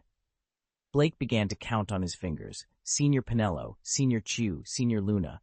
Dumbledore nodded. 3 more, I see." Blake faltered again, prompting Dumbledore to probe further. "Is there something else?" Blake, somewhat embarrassed, admitted, "For now, those 3 are the only ones from Ravenclaw Academy." "Just from Ravenclaw? What about the other houses?" "Ginny, Hannah," Blake added, causing Dumbledore to stroke his beard thoughtfully. "My boy, I'm beginning to think our house might not have enough rooms. Perhaps it's not too late to consider an expansion." Chapter 466, A Surprising Gift and an Unexpected Neighbor. On a crisp Saturday night, Blake arrived at Nurmengard, armed with over 20 brand-new alchemy guns and more than 2,000 rounds of magic-breaking bullets. Grindelwald, along with more than 20 of his most loyal old subordinates, was already there, waiting for him. Their loyalty was beyond question, making them the perfect audience for what Blake had in store. Grindelwald led Blake and his men to a vast, secret chamber, outfitted with a range of targets at one end. This chamber was Grindelwald's training ground for mastering the art of alchemical firearms. Without wasting any time, Blake began demonstrating how to operate the alchemy guns. The selection was comprehensive, featuring both rifles and handguns, all chosen for their ease of use. Within 10 minutes, Grindelwald, holding a replica M1911, stood 20 meters from a target.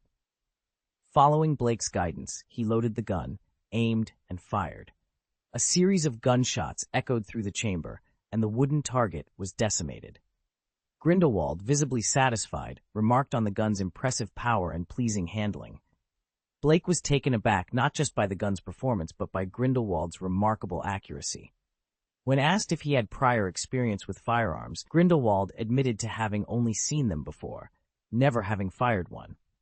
He humorously suggested that his precision might be due to his extensive practice with the Avada Kedavra curse, which requires significant control over the wand's violent tremors. This control, he implied, translated well to handling a gun. As the sound of gunfire filled the chamber, with the witch hunters practicing their aim, Blake noted the modified guns were much quieter than typical Muggle firearms, a necessary adjustment for indoor shooting. Still, the noise left his head buzzing, a discomfort Grindelwald quickly noticed and offered to alleviate by showing Blake to a resting place he had prepared for him long ago. Grindelwald's offer took Blake by surprise, but curiosity got the better of him, and he agreed to take a look. As they walked, Grindelwald described the scenic beauty of the location, building up Blake's anticipation. Upon arrival, Blake was stunned. The so-called dormitory was, in fact, a luxurious villa with a garden, situated at the highest and most scenic point in Nurmengard. However, Blake's astonishment turned to bemusement when he realized the villa's proximity to the girls' dormitory area. Situated just above the dormitories, the villa offered a direct view down into the area, prompting Blake to question Grindelwald's intentions with a mix of amusement and concern. Grindelwald, ever the enigmatic figure, simply shrugged off the question, leaving Blake to ponder the implications of his new, strategically placed residence. Ahem, well, I think you might appreciate being closer to the ladies, Grindelwald suggested with a mischievous wink. This is a lie. I'm not that kind of person. Blake protested, his frustration evident. Is my reputation truly that of a pervert in their eyes? He wondered, dismayed. Grindelwald quickly nodded in agreement. Of course, I understand. I truly believe you're not that sort of person. Despite his words, the look in his eyes suggested otherwise. Blake massaged his forehead in exasperation. It's merely brotherly affection. How could they misinterpret it so drastically? Come in and have a seat, Grindelwald invited as he led the way into the villa. Blake followed in silence. They passed through a lavishly decorated hall before Grindelwald guided Blake to a room on the second floor. This is the bedroom I've prepared for you. Knowing your fondness for reading, I had the wall to the adjacent study removed, Grindelwald explained as he opened the door. The bedroom's decor was notably simpler than that of the living room, devoid of extravagant adornments. Upon entering, Blake's attention was immediately drawn to the massive bookshelf covering one wall, complete with a movable ladder for easy access. It was clear Grindelwald had gone to great lengths to accommodate Blake's interests, hoping to make him feel at home in Nurmengard. Do you like it? Feel free to visit whenever you wish, Grindelwald offered, knowing Blake's ability to teleport meant he could indeed come and go as he pleased. I truly appreciate it. Thank you, Blake responded earnestly. It's the least I could do, Grindelwald replied, settling onto a sofa. You're always welcome here. A silence fell between them as they sat together, each lost in thought. After a moment, Blake broke the quiet. I admit, I'm somewhat selfish. My only wish is for the world to find stability and for those I care about to find happiness. Grindelwald nodded, understanding. I get what you're saying, Blake, but the animosity between Dumbledore and me belongs to a past generation. You might not fully grasp it. However, like that old fool, my primary concern now is your well-being. I had resigned myself to dying in Nurmengard's tower, but your influence inspired me to step back into the world. You've given me a new perspective, something I couldn't have imagined decades ago when I was immersed in my experiments. As for the state of the world, honestly, it no longer concerns me. Blake nodded, recognizing the truth in Grindelwald's words. If Grindelwald truly harbored any lingering ambitions, he wouldn't have allowed himself to remain imprisoned for so long. My happiness is directly tied to the well-being of those I care about. It would mean the world to me if you could reconcile your differences, Blake expressed, hoping for peace. Grindelwald chuckled, skillfully steering the conversation away from Dumbledore. We're planning our operation for Sunday night. After securing the funds, we'll cause a bit of commotion, perhaps by running into the magical creatures that guard Gringotts and firing a few shots. Blake sighed, recognizing Grindelwald's reluctance to discuss Dumbledore further. He reluctantly shifted his focus to the upcoming plan. Have you conducted thorough reconnaissance? The tunnels beneath Gringotts are a labyrinth. It's easy to get lost. Grindelwald smiled confidently. Don't worry, the only ones who truly understand Gringotts are the goblins themselves. So, you didn't kidnap a goblin, did you? That would surely alert the authorities, Blake interjected, concerned. In fact, we've taken a retired old goblin, Grindelwald revealed with a grin. These retired goblins are recluses, disliking social interaction. An old relic like that can vanish for days without anyone noticing, ensuring Gringotts remains unaware of our actions. Blake was taken aback. So, you've extracted all the information you needed from this old goblin? Grindelwald raised 3 fingers. We employed a total of 3 methods to ensure we got everything we needed without leaving any loose ends. Grindelwald meticulously outlined his plan on a piece of parchment, sketching the layout of the underground vaults at Gringotts, with his own vault positioned at the deepest and most heavily guarded level. He explained to Blake that the initial step involved entering Gringotts through conventional means to establish a teleportation point. Following this, a larger force would be teleported directly to this point. To divert the goblins' attention from the teleportation magic, Grindelwald planned to leave deliberate traces of their presence. A decoy team would pretend to withdraw money in the lobby, while another group would cast the Imperious Curse on the guiding goblins, allowing them to infiltrate Gringotts unnoticed. This team would not be the main force, but would serve to leave evidence of their entry. Once their mission was accomplished, they would alert the goblins to their presence, knock down any guards tracking them, and teleport away discreetly. Meanwhile, the team that entered through the main entrance would break out, drawing the guards' attention and making their escape into Nocturne Alley easier due to the diversion created. Grindelwald, looking expectantly at Blah, Key, asked for his opinion on the plan. Blake acknowledged that despite its simplicity, the plan had a high chance of success, citing the example from the original Harry Potter books where Harry managed to use the Imperious Curse on a goblin to infiltrate Bellatrix Lestrange's vault. Given Gringotts' long-standing security record, the element of surprise was on their side. Pleased with Blake's approval, Grindelwald inquired if there were any additions to be made. Blake, curious about the ownership of the vaults adjacent to Grindelwald's, learned they belonged to other pureblood families with similar security levels, including notorious ones like the Lestrange, Malfoy, and Caro families. Upon discovering this, Blake suggested not just targeting Grindelwald's vault, but also those belonging to these families, rationalizing that using the gold of imprisoned Death Eaters for good causes was justifiable. Grindelwald, amused by Blake's boldness, agreed, finding the idea of using the wealth of his enemies for their own purposes particularly satisfying. This plan not only aimed at retrieving what was Grindelwald's, but also at redistributing the ill-gotten gains of some of the wizarding world's most notorious families for better ends. The old man and the young man quickly revised their action plan. Initially, their target was solely Grindelwald's treasury, including those belonging to current and former Death Eaters. This is perfect. Besides those imprisoned in Azkaban, there are many ex-Death Eaters who have been cleared of charges. These individuals now hold respectable positions, much like myself. They join forces to create problems for the goblins. I believe the goblins will find this quite distressing, Grindelwald said with a triumphant smile. Blake suddenly turned to Grindelwald, pondering if he was interested in escalating their scheme. Oh, do tell, Grindelwald prompted, intrigued. Why limit ourselves? Let's target every vault within our reach, Blake suggested boldly. Even those belonging to ordinary people, Grindelwald asked, taken aback by the suggestion.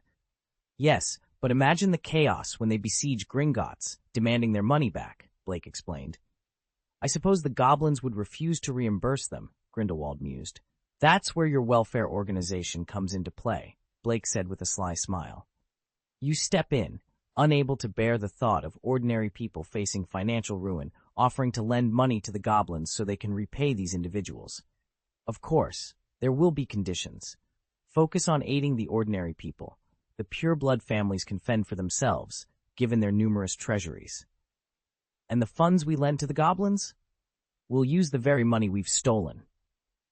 Grindelwald's eyes sparkled with excitement. We robbed the goblins, yet they end up indebted to us? Fascinating, he exclaimed. Even if they suspect I'm behind the robbery, they can't prove it. Grindelwald added, reveling in the plan's audacity. My goodness, Blake, did the fairies wrong you in some way? Your strategy is rather ruthless.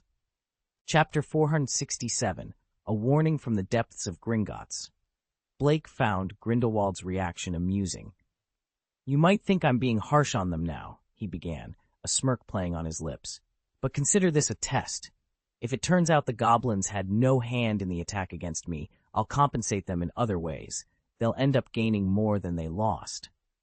However, if it's proven that the goblins were involved, Blake's tone darkened, his gaze hardening. Then I'd say this incident will seem merciful in comparison to what's to come. Grindelwald chuckled, his eyes gleaming with a dangerous light. You're quite fair in your judgment, but you're right. If they truly sought your life, losing a bit of money and reputation is getting off lightly. Blake remained silent, his fingers lightly touching his wand. He didn't know the full extent of Chaos Wish's plans, but he was certain of one thing. He couldn't let them go unchecked. If others don't provoke me, I won't provoke them. But if someone tries to kill me, why should I extend them any courtesy? Is that old goblin still here with you? Blake inquired, changing the subject. Yes, I haven't released him yet. Not until everything is settled, Grindelwald replied. May I see him? Blake asked, his voice laced with a hint of curiosity. Grindelwald raised an eyebrow. Why? What interest do you have in him? I need to verify something. For caution's sake, Blake explained. Very well, follow me, Grindelwald said, leading the way. Blake followed in silence, his mind racing. He wasn't just interested in confirming the accuracy of Grindelwald's information. He suspected that Chaos Wish, if indeed they had been collaborating with the fairies, must have had direct dealings with the goblins, particularly an old goblin like the one they were about to meet. Unless they had gone to the extreme of casting a memory charm on every goblin who had seen them, there might still be traces or clues in the goblins' memories. The goblin they came to see was ancient, his face so deeply wrinkled it seemed to sag towards the floor. He appeared frail, hardly capable of magic, yet Grindelwald had him securely bound to a chair. Upon hearing their approach, the goblin lifted his head with effort. Please, I am but a poor old goblin. I know nothing, he pleaded weakly. Grindelwald laughed, unfooled. On the contrary, you know quite a bit. You've only been given Veritaserum, not a potion to erase your memories, and it's said that goblins grow more cunning with age. So spare us the act. Blake cast a sidelong glance at Grindelwald, wondering if there was more to his knowledge of old men than he let on. The old goblin's demeanor changed at Grindelwald's words, his eyes sharpening. It was a stark contrast to the feeble creature he had seemed moments before. Whatever you plan against Gringotts, know this. Throughout the years, no one who has schemed against it has ever prospered. Those seeking to profit from Gringotts have only earned curses in return. The atmosphere in the dimly lit basement, coupled with the goblin's ominous warning, would have unsettled anyone. However, Blake and Grindelwald were far from ordinary, and certainly not the type to be easily intimidated. He seems to be cursing us, Grindelwald observed. No, he's saying Gringotts itself will curse us, Blake corrected. Grindelwald shrugged. Doesn't matter. The world is full of people cursing me every day. What's one more curse, especially from Gringotts? Indeed, in the current wizarding world, few could claim to have as many adversaries as Voldemort, with Grindelwald as a close contender. Yet, Blake's encounter with the old goblin served as a stark reminder. In the shadows of power and ambition, ancient forces watched and waited, their curses not to be taken lightly. Goblin, please proceed with whatever you need to do swiftly. I have no desire to linger in this gloomy place any longer. Ever since Grindelwald's escape from prison, he found himself increasingly impatient with such dreary environments. Blake nodded, in understanding, and approached the elderly goblin. The goblin cast a brief glance at Blake before closing his eyes, murmuring words under his breath. It was only when Blake drew nearer that he could discern the goblin's recitation. But beware the consequences of greed. For those who seek without toil shall face the harshest of retributions. The goblin was reciting the cautionary verse inscribed at the entrance of Gringotts. Grindelwald suggested, "This old goblin is stubborn. You might need to use Veritaserum, otherwise don't expect any truths from him." Blake responded with a calm demeanor, "It's irrelevant. I have no interest in his words." He then softly commanded, "Lift your head and look at me." The sound of Blake's voice seemed to carry a magical influence, compelling the initially indifferent goblin to involuntarily raise his head and meet Blake's gaze. In the next moment, the goblin's body stiffened. After a few seconds, when Blake ceased his stare and turned towards the door, the goblin shook his head, slowly coming out of the trance. Panic took over as he realized his deepest secrets had been probed. He cried out, "What have you done to me?" "Let's go," Blake said calmly to Grindelwald, who looked at him with a hint of astonishment. Was that legilimency? And so swiftly, he managed to extract the memory he sought. The goblin's breakdown was proof enough. Such proficiency in legilimency was indeed remarkable. "It appears you've learned much from that old master," Grindelwald remarked, following Blake out as the heavy stone door shut behind them, muffling the goblin's cries. Back in the study, Grindelwald inquired, "Did you find what you were seeking from the old goblin?" Blake nodded affirmatively. "Yes, I can confirm that the goblin had been subjected to a memory charm. And," Blake continued, examining the sketch Grindelwald had drawn, "the roots he provided were incorrect in at least 3 instances." Grindelwald's eyes widened in shock. "Are you certain? He deceived me?" "But, Veritaserum," Blake interjected, "do you recall creature?" Voldemort underestimated the capabilities of house elves, leading to the destruction of his Horcruxes. We must not overlook the abilities of these magical beings. Moreover, potions like Veritaserum have significantly less effect on non-human species compared to wizards. Grindelwald was initially skeptical, but ultimately relieved. Had Blake not interrogated the old goblin, they might have walked into a trap, potentially endangering his followers. "So where did the goblin mislead us?" Grindelwald asked. Blake considered pointing out the specific inaccuracies, but upon reviewing Grindelwald's sketch, decided against it. Observing Blake set aside the sketch, Grindelwald felt a twinge of embarrassment. After all, not every Dark Lord is adept at drawing. Blake then extracted his wand, drawing a line in the air from top to bottom, leaving a trail of yellow light. He continued to wave his wand, and gradually, a 3-dimensional map of Gringotts' underground structure materialized before them. Grindelwald gazed in awe at the detailed map. "Is this the accurate layout you extracted from the old goblin's memory?" Blake confirmed. "Yes, this map reveals that the routes leading to the supposed destinations are actually dead ends. While these traps might not pose a direct threat to us, they would certainly alert the Gringotts goblins." Grindelwald sneered. "Trust none of these old goblins to be straightforward." "But how remarkable, your ability to visualize and reconstruct this complex structure," Grindelwald mused, impressed by Blake's ingenuity and skill. Blake modestly responded, "It's just a matter of having a good memory. Nothing special. Many people can do it." Grindelwald, somewhat exasperated, replied, "You're too humble. Next time, don't downplay your abilities. Who else could memorize such a complex diagram in a single glance besides you?" Blake explained, "There's no need to memorize the entire diagram. We just need to remember our specific route. Here's the entrance. The Feint team will enter from this point and can hide here." After spending some time correcting their initial plan, Blake revised their strategy. He went over the plan multiple times to ensure Grindelwald had it memorized before he was satisfied. "It's okay if you can't remember everything. I'll be there when the time comes," Blake said, scratching his head. "No, I remember it," Grindelwald insisted, slightly irritated. Despite his age, he was far from losing his memory. "By the way, did you mention that the old goblin had been subjected to a forgetting curse?" Grindelwald suddenly asked. "Yes, but it was a long time ago. The forgetting curse is quite severe. It even damaged the goblin's soul. Even I had a hard time recovering those memories," Blake replied. "But this does explain a lot," Grindelwald mused, though he didn't press Blake for further details, confident he would find the answers he sought in due time. On Sunday afternoon, when Cassandra excitedly invited Blake to play Quidditch, he politely declined. "You have something else to do, don't you?" she asked, understandingly. Yes, Blake confirmed. Cassandra didn't probe further, knowing well that if Blake could have included her, he would have.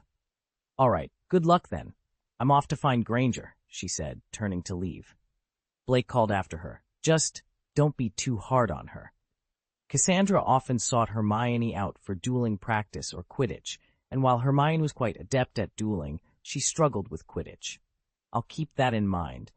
Maybe I can get her to tutor me instead, Cassandra replied with a hint of mischief. Blake didn't head to Nurmengard as some might have expected, but instead made his way directly to Diagon Alley. At Green's potion store, he met with the feint attack team Grindelwald had assembled. The team consisted of over 20 individuals, including one who was of similar build to Blake, showcasing Grindelwald's attention to detail. Without much ado, Blake handed each team member a package containing a modified invisibility cloak and a gold galleon. This cloak will only render you invisible when activated. However, it has a special feature even when not activated. While wearing it, your face will be visible to others, but they will immediately forget your appearance afterward. I've enchanted it with a potent confusion spell.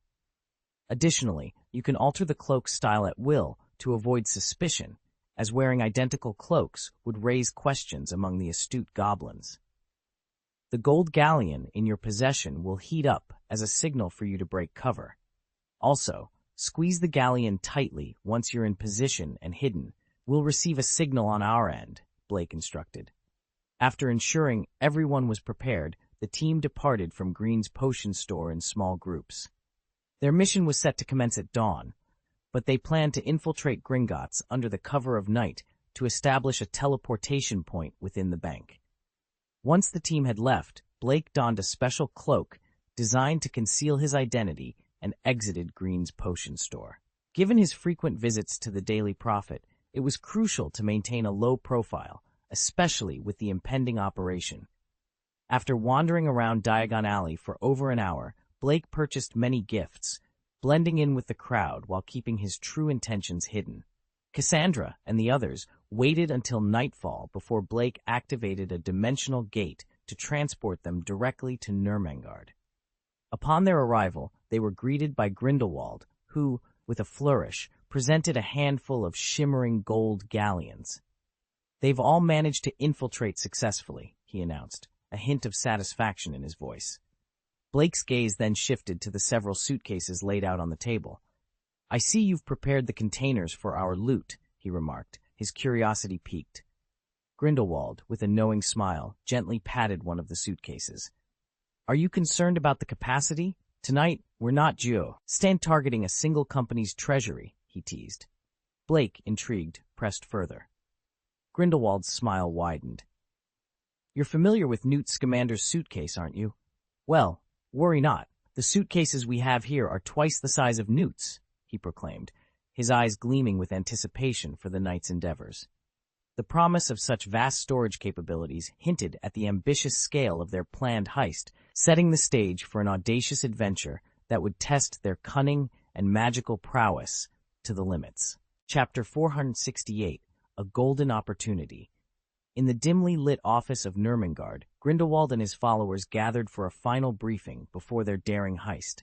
The room was filled with an air of anticipation as they discussed the intricacies of their plan. Gringotts closes at 9 p.m., Blake began, his gaze fixed on the darkening sky outside the window. However, aside from the night shift guards, the other employees won't leave until midnight. Do these goblins have such a fondness for work? Grindelwald inquired, a hint of curiosity in his voice. Not exactly. They simply relish counting money and admiring gems and antiques, Blake explained with a calm demeanor. He had gleaned this information from the memories of an elderly goblin, a feat not achievable with Veritaserum alone. Grindelwald hadn't even considered probing into such details. A silence fell over the room as everyone pondered the goblin's peculiar obsession with wealth. Blake couldn't help but chuckle, breaking the silence. Ever wonder why the goblins don't flinch when bribing high-ranking officials of the Ministry of Magic? Why is that? Grindelwald asked, intrigued. Blake replied, because once those officials deposit the bribe money into Gringotts, it's as if the goblins have it back in their possession. Grindelwald nodded, finally understanding the goblin's seemingly generous behavior. It's like transferring money from one hand to the other, and if you think it's your vault, to the goblins, as long as it's in Gringotts, it belongs to them. This is a lesson even Gryffindor learned the hard way, with the goblin still claiming ownership of the sword he commissioned. As the clock struck midnight, the room's atmosphere shifted from contemplative to action-oriented. Grindelwald's gold galleons began to warm, signaling the departure of the day shift employees and leaving only the night guards. Everyone donned their cloaks, their faces blurring under the hoods. They each grabbed a suitcase from the table, ready for the task ahead. Remember, our goal is to secure all valuable items and then intentionally alert the goblin guards, Grindelwald instructed. Nods of agreement followed his command. With a flick of his wand, Grindelwald conjured a portal that shimmered with a metallic light. "Let's go," he announced, stepping through the blue doorway with his team following closely behind. Blake stepped through the portal, immediately feeling a chill in the air and a sense of claustrophobia. Transitioning from the open air of Nurmengard to the enclosed space of Gringotts underground was disorienting.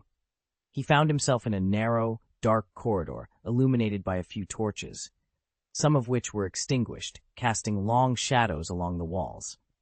Beside the corridor lay a railway track, the special route for the goblin-operated carts within Gringotts. The track disappeared into the darkness below, its destination unknown. The members of the Wu Kui party dispersed along the corridor, alert and ready for what was to come. After ensuring the area was secure, they prepared to delve deeper into the heart of Gringotts, each step taking them closer to their audacious goal. Ensuring no one was around, all eyes turned to Blake. "Is this your vault?" he asked Grindelwald in a hushed tone. "Yes," Grindelwald replied, his gaze fixed on the vault door before him. His vault boasted the highest level of security. Not only did it require a specific key to unlock the first lock, but it also necessitated a living goblin to unlock the second lock in a particular manner. Failure to comply would result in the would-be thief being absorbed by the door, immobilized until goblins discovered their body decades later. This grim warning from the goblins underscored their formidable magic, capable of thwarting any theft attempts. "Let's begin," Blake announced. A Wiccan man stepped forward, retrieving what appeared to be a piece of sheepskin from his pocket. With a gentle tap of his wand, the skin expanded rapidly, resembling an inflated balloon. Moments later, a life, like goblin, stood before them. "Are you certain this will work?" Grindelwald couldn't help but express his doubt. "It should," Blake assured him. "If not, we'll resort to your plan." Grindelwald had initially intended to force the vault open and deal with the goblin guards as they arrived, taking their time to clear out the vault's contents.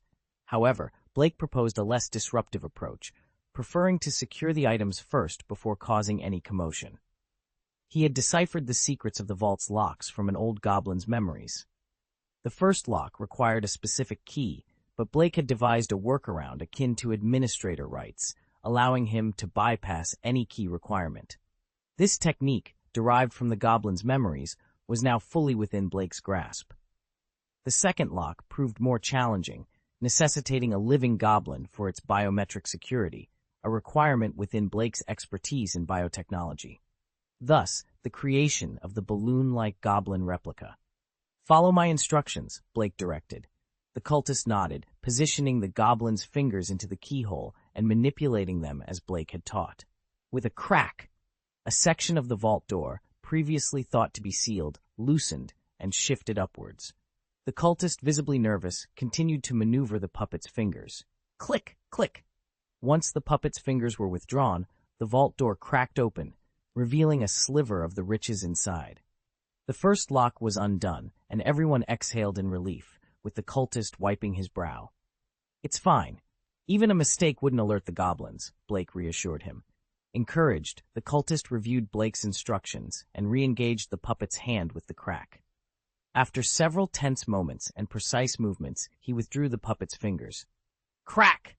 The vault door swung open, unveiling the treasure within. A muted cheer erupted from the group. "Let's proceed with this method and divide the work," Blake instructed. "And remember, the goblins also employ copying spells." Blake addressed the group, his voice steady and authoritative. Remember, there are various protective spells placed on the properties within the vaults, so proceed with caution.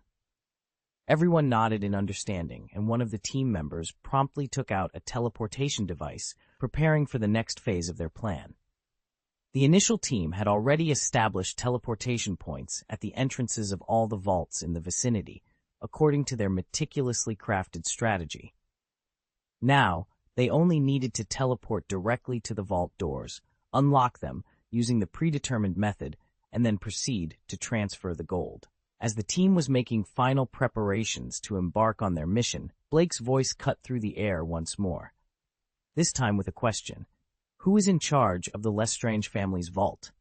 I am, a voice responded, as its owner raised a hand. Blake's lips curved into a smile. I'll accompany you, he declared.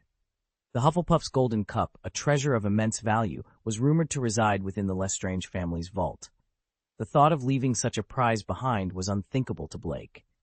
It's right here within our reach. It would be quite the oversight to miss out on such an opportunity. Don't you agree, Laofu? His tone was light, yet underscored with a determination that resonated with the team. Chapter 469, Leech, the Ultimate Hitchhiker. Grindelwald observed Blake's keen interest in accessing the Lestrange family's vault and surmised that Blake was after something specific within. However, realizing the timing wasn't right for further inquiries, he refrained from questioning Blake. As Blake and his companions departed, Grindelwald received a suitcase from an adjacent wizard, ready to embark on their own venture. Let's get moving, Grindelwald announced, a smirk on his face. Blake mentioned the next patrol won't be around for another 30 minutes. I've robbed many, but robbing my own is a first for me. The Lestrange family's vault was not far from Grindelwald's, and with the aid of teleportation points, reaching it was significantly more convenient. The advance team had already skillfully completed their part of the mission, a testament to the goblins' inadequate security measures within Gringotts. Blake speculated that Gringotts' long history of security might be attributed to their unique biological locks, which seemed the only plausible explanation for their confidence despite the apparent vulnerabilities in their defense system. The incident with Quirrell was considered a significant breach, highlighting the rarity of successful thefts. Upon arrival, Blake and 2 members of the witch sect found themselves not at the vault's entrance, but in a dimly lit corridor.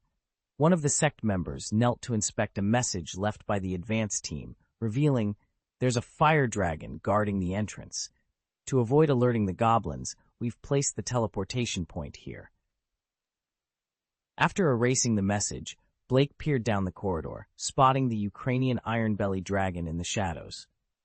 Its scales, deprived of sunlight, had taken on a sickly pallor, and its eyes were a dull gray, indicating blindness. Despite its lack of sight, Blake knew better than to underestimate the dragon, as its other senses remained acutely sharp. The dragon was strategically placed at the corridor's end, near the Lestrange vault, making it impossible to bypass without confronting its fiery breath. The goblins had devised a method to temporarily subdue the dragon by striking a piece of iron, reminiscent of the pain from a hot sword, allowing them to pass. While effective and cruel, this method was not an option for Blake and his team. "Wait here," Blake instructed before vanishing. Moments later, the corridor echoed with muffled roars, followed by approaching footsteps. The sect members tensed, wands at the ready, only to see Blake reemerge from the darkness. "It's clear now. Let's proceed," he announced, his calm demeanor reassuring his companions. As they approached the dragon, they found it lying motionless on the ground, its condition unclear. The sect members exchanged looks of astonishment. A formidable fire dragon, neutralized with such ease and without causing a commotion, was beyond their expectations. Trusting in Blake's capabilities, they followed him into the Lestrange family's vault, curious about what awaited them inside. As they turned the corner, they encountered a lengthy corridor. Along this corridor, every 5 or 6 meters, stood a vault door, each guarded with utmost security. Notably, a fire dragon was stationed before the Lestrange family's vault, a sight that sparked curiosity among the group. One of the Wuqi members couldn't contain their curiosity, asking, "If a fire dragon is guarding this vault, Do others encounter similar guardians? Blake, with a tone of authority, explained, the most secure vaults are indeed guarded by magical creatures. However, fire dragons are notoriously difficult to tame, making this one quite unique. Other vaults might be guarded by different magical creatures. For instance, Professor Grindelwald's vault is under the watchful eyes of a sphinx. He continued, Sphinxes are known for their love of riddles. Solve their puzzle correctly, and you shall pass unharmed. This allows for a teleportation point to be set directly at the entrance of Grindelwald's vault, without alerting the goblins. However, bypassing a fire dragon without causing a commotion is a feat not easily achieved, hence the need to place the teleportation point in the corridor. A member of the Wu Kui party expressed their relief. We're fortunate to have you with us. Without your guidance, we'd be at a loss. Blake reassured them, don't worry, we have numerous contingency plans. Even if we encounter obstacles, everything is under control. His confidence seemed to dispel the nervous tension in the air. Upon reaching the Lestrange family treasury, they didn't hesitate. Following the procedure they used for Grindelwald's treasury, they opened the vault door. Another member of their group began to methodically disarm the magical traps protecting the vault's contents. You proceed to the next vaults. I'll handle this one, he instructed, taking the suitcase from Blake and leaving with the goblin puppet to tackle another vault. Blake, utilizing his unique abilities, scanned the Lestrange family's treasury. With the wand of wishful thinking in hand, he whispered, Undo all magic in the vault. A faint blue light emanated from the wand, followed by a blinding explosion of light within the vault, startling the nearby Wu Kui party members. Blake entered the vault, not bothering with the meticulous disarming of spells, but instead using the wand to dispel them en masse. Inside, gold galleons were heaped in a corner, forming a small mountain. Shelves were laden with precious gems, antiques, and various dark magic artifacts, now stripped of their curses thanks to Blake's powerful magic.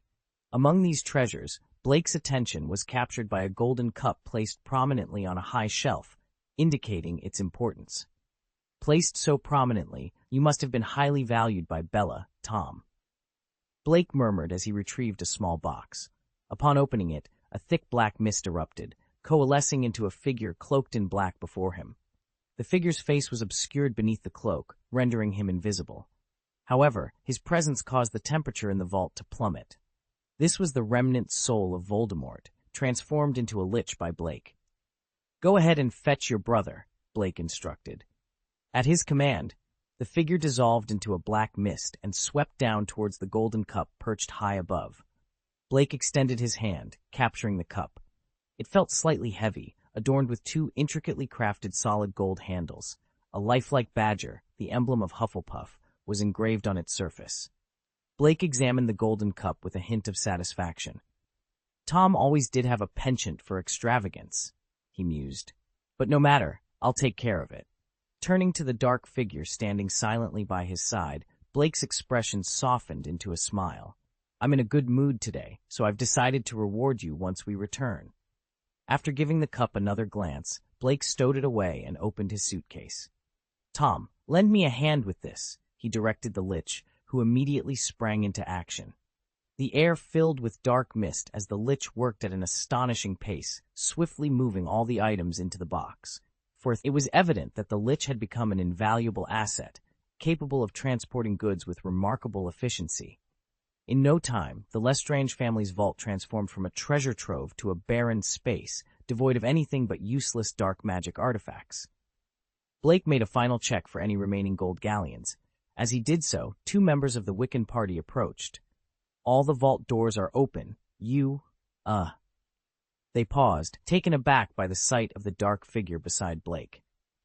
Oh, don't worry. This is merely a tool I've created. It's incapable of anything beyond moving objects, Blake reassured them. With the lich's assistance, they quickly emptied the other vaults. Let's head out. We're meeting Professor Grindelwald, Blake announced, dismissing the lich. Handing the suitcase to one of the Wiccans, he then opened a dimensional door. The trio reappeared at the entrance to Grindelwald's vault. Grindelwald was still busy levitating gold, though their progress couldn't match the lich's efficiency. The two Wiccans who had returned with Blake joined in to assist. Upon seeing Blake, Grindelwald greeted him with a smile, wiping away sweat. How did it go? Does the Lestrange family's vault hold as much gold as mine? Blake glanced into Grindelwald's vault and gave him a thumbs up. Their treasury pales in comparison to yours. Grindelwald laughed heartily at the news. Enough chatter, let's finish moving this, he said cheerfully. Without hesitation, Blake summoned the Lich once more. A black mist began to envelop the remaining gold, leaving everyone present in awe. What is this? Grindelwald exclaimed, astonished by the Lich's efficiency. I've repurposed Tom's Horcrux into a utility worker. Impressive, isn't it? Blake explained. Grindelwald's curiosity was piqued. Indeed, I'll have to examine it more closely. We can discuss it later. For now, let's focus on the task at hand, Blake suggested, and Grindelwald could only agree. As the other team members returned from their respective vaults, Grindelwald's vault was finally emptied. Is everything accounted for? Grindelwald inquired. Everyone nodded in confirmation. The operation had been smooth sailing for these seasoned Wiccan party members, almost like a leisurely outing. Blake checked his pocket watch. Well, that was quicker than expected. Even the goblins. The guards had little time for patrols, but this was of minor concern to Blake and his team. If they won't come to us willingly, then we'll just have to grab their attention, Blake declared with a sly grin. His companions, understanding the plan, each retrieved their alchemy guns, ready for action. Blake, with a flick of his wrist, opened a dimensional door, leading the group to the corridor outside the Lestrange vault. There, the Ukrainian iron-bellied dragon lay, its massive form slumped in a state of lethargy. Approaching the creature, Blake extended a gentle hand, patting its head. The dragon, stirred from its slumber, let out a muffled roar that quickly faded into silence. Grindelwald, who had cautiously followed, watched in awe as the dragon submitted, lowering its head to Blake. It was as if Blake was whispering reassurances to the beast. "Don't worry, I'll help you," Blake murmured, drawing his wand and aiming it at the chains that bound the dragon. The chains, which had dug cruelly into the dragon's flesh, began to fall away with a series of loud cracks and clicks, freeing the creature from its shackles. "Now, let's cause a commotion. Time to leave," Blake exclaimed, his voice filled with excitement. With a powerful throw, he launched a C4 explosive towards the high ceiling of the corridor. The bomb adhered firmly, and Blake dashed back to his group, his face alight with the thrill of impending chaos. The explosion that followed was monumental.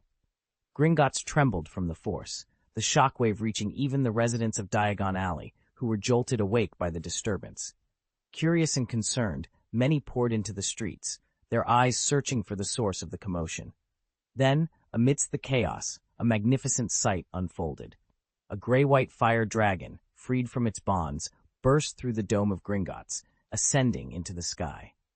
The sight of the majestic creature, wings unfurled and soaring towards freedom, left the onlookers in awe, marking the beginning of an unforgettable night in the wizarding world. Chapter 470, The Explosion at Gringotts and the Wrath of the Goblins. In the depths of Gringotts, Grindelwald and his companions stared in astonishment at the enormous hole that had been blasted into the ceiling. The ground beneath them had trembled, and the roar of the explosion echoed through the underground chambers, slowly fading into silence. It was a testament to the goblins' craftsmanship that the vaults, even after such a powerful explosion, remained intact without collapsing. "Wow, that was unexpected. It's going to be hard to top that," Grindelwald mused, clearly taken aback by the magnitude of the explosion. Blake, unfazed, prepared another bomb. "We've already caused quite a stir by robbing numerous vaults, but this bomb has definitely escalated things," he said, scanning the area for the next strategic point to place his explosive. Grindelwald, puzzled, asked, "You're planning to detonate another one?" "Absolutely. They're probably disoriented by now. A second explosion will give us the advantage we need," Blake replied confidently, having familiarized himself with Gringotts' layout to maximize the impact of the explosives. The group instinctively took a few steps back, wary of the bomb's potential. Blake chuckled at their caution. "Is it really that frightening?" Without a word, they retreated further, which only amused Blake more. "All right, keep moving back, but head in the opposite direction. The next explosion will cause a collapse on this side. Moments later, the silence was shattered by another deafening boom. The explosion was even more powerful than the first, shaking Diagon Alley to its core. This time, the goblins, who had been caught off guard by the initial attack, sprang into action. Accustomed to peace, the sudden violence jolted them awake. Armed with various weapons, they shouted battle cries as they rode on rail carts, converging on the site of the second explosion. "Get ready. We'll need to fend off the guards with these weapons," Blake instructed, pulling out a Colt Python revolver he had acquired earlier. Grindelwald, eyeing Blake's weapon with envy, complained, "Why do you get the fancy gun, and I'm stuck with this?" Blake, surprised, responded, "The M1911 is a fine weapon too, but fine, I'll craft a special one for you later." "That's more like it," Grindelwald grumbled, somewhat appeased. In the distance, the sound of goblins rallying could be heard. The group took cover behind debris, quietly observing the approaching goblin guards.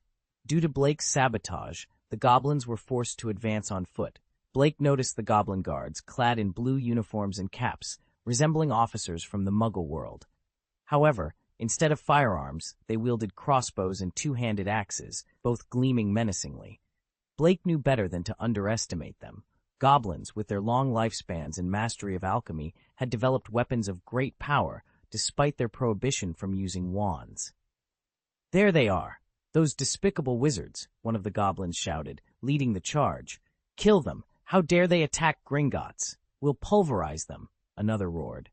"Maintain distance. Their magic won't reach us from afar," a strategic goblin advised, as they closed in on the intruders, crossbows at the ready. The confrontation was imminent, and the air was thick with tension.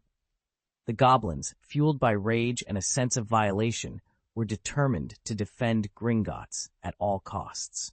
The battle between the wizards and the goblins was about to begin, with both sides ready to fight with all their might. Arrow swiftly notched another bolt onto his crossbow and launched it towards Blake and his companions. Upon spotting the distinctive red of the crossbow bolt, Blake instantly commanded, "Concealment! Iron armor curse!" The members of the Wu Kuai party, seasoned in combat, deduced the uniqueness of the attack as soon as they noticed the goblin's deliberate switch to a different type of arrow. Prepared well in advance, they cast the iron armor curse in unison at Blake's call. Armo, our protection. The red bolt struck a heap of bricks and stones, causing a massive explosion that blasted a significant hole in the masonry. Despite their timely use of the iron armor curse, the blast's force still sent the two Wukui party members flying. Witnessing the goblins beginning to load their crossbows with red explosive bolts, Blake urgently yelled, "Fire! Don't let them shoot those explosive arrows again." Understanding the peril posed by the explosive arrows, the Wukui party members opened fire without hesitation. Bullets rained down on the goblins, who, caught off guard without cover, fell in droves. Inconceivable! How can the wizards attack us? The goblins were astounded, having underestimated the wizards' ability to retaliate from such a distance. They had assumed their crossbow bolts could easily outdistance any magical spells, which they expected to be slow and easily evadable over the gap separating them. However, they were met not with sluggish spells, but with bullets far outpacing their arrows, catching them completely unprepared. After emptying 2 magazines, Blake and his group paused, leaving the goblins incapacitated. "Can we proceed now?" Grindelwald inquired. Blake, using his true eye to survey Gringotts, responded, "Hold on, the goblin guards haven't fully regrouped yet. Let's wait a bit longer." He then hurried over to the 2 Wu Kuei party members who had been knocked back by the explosion. Though they bore no visible injuries, they were visibly disoriented. Blake applied healing magic with his wand, quickly alleviating their dizziness. Soon, they could hear the distant goblins shouting warnings and calling for cover. "They have special weapons. Take cover. How did so many get injured? Find shelter. Hide. Help the wounded. Ah, save me."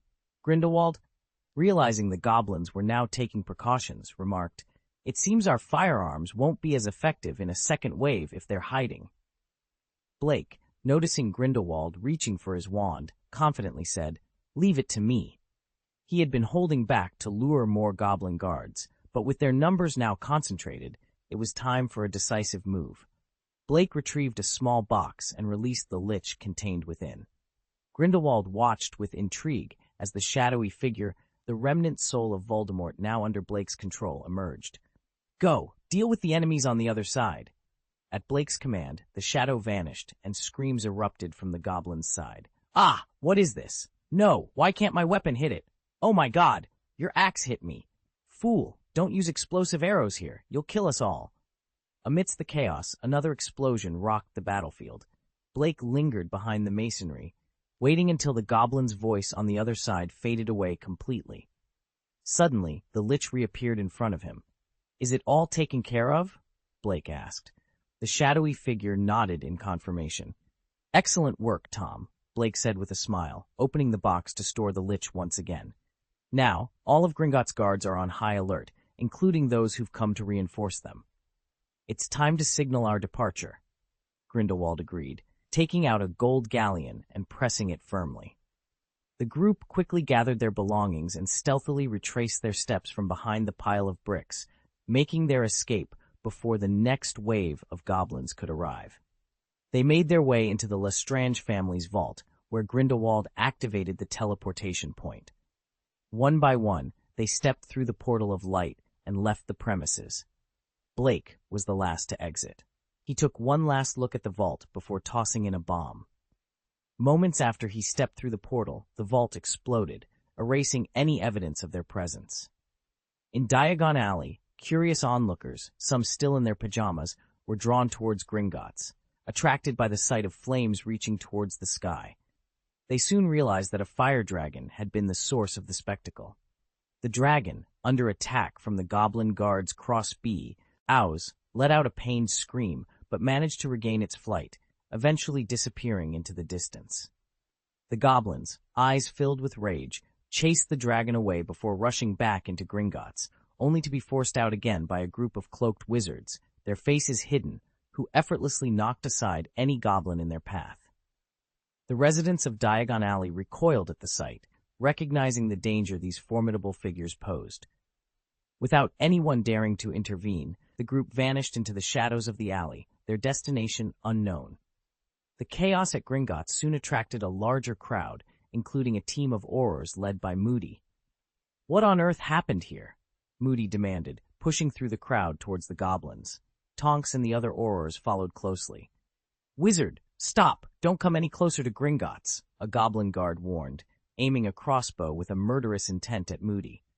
"Calm down. We are Aurors. The Ministry of Magic has the right to know what occurred here," Moody tried to reason. "Wizard, I'll say it again. Back off," the goblin retorted, his red eyes glaring menacingly at Moody, clearly ready to attack if provoked further. The goblins took immense pride in Gringotts' reputation as the safest place in the wizarding world. The recent robbery and destruction of more than 10 vaults, not to mention the injury of many goblins, was a devastating blow to their pride and a source of great humiliation. Their disdain for wizards already present had now intensified due to this incident. The goblins' hostility towards Moody and the other Aurors was a clear indication of the deep-seated anger and resentment felt by the goblin community towards the wizarding world, further complicating the already tense relationship between the two groups. Moody and his group, upon approaching the goblins too hastily, found themselves in a tense standoff. Moody, recognizing the volatility of the situation, raised his hand in a gesture of peace and slowly backed away. He understood that the goblins were beyond reason at this point. Persisting in their approach could ignite a conflict, an outcome the Ministry of Magic desperately wanted to avoid. "Boss, what should we do now?" Tonks inquired, her eyes wide with excitement as she surveyed the ruins of Gringotts. It was clear to her that they had stumbled upon a significant case, a welcome change after months of monotony. "Nothing else. Let's retreat for now," Moody replied with a calm that belied the gravity of the situation. "Just like that? We're backing off?" Tonks couldn't hide her astonishment.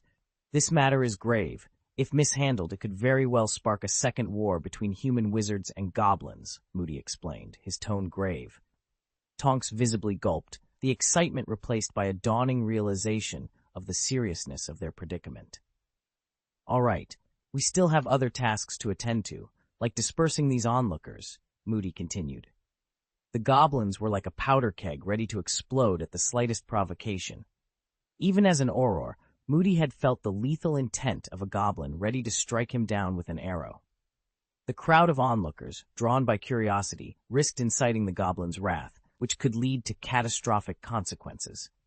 Tonks nodded in agreement, and together with the other Aurors, they began the task of clearing the area. To prevent the overly curious from venturing too close again, they established an additional perimeter outside the goblins' blockade. Send an owl to the minister.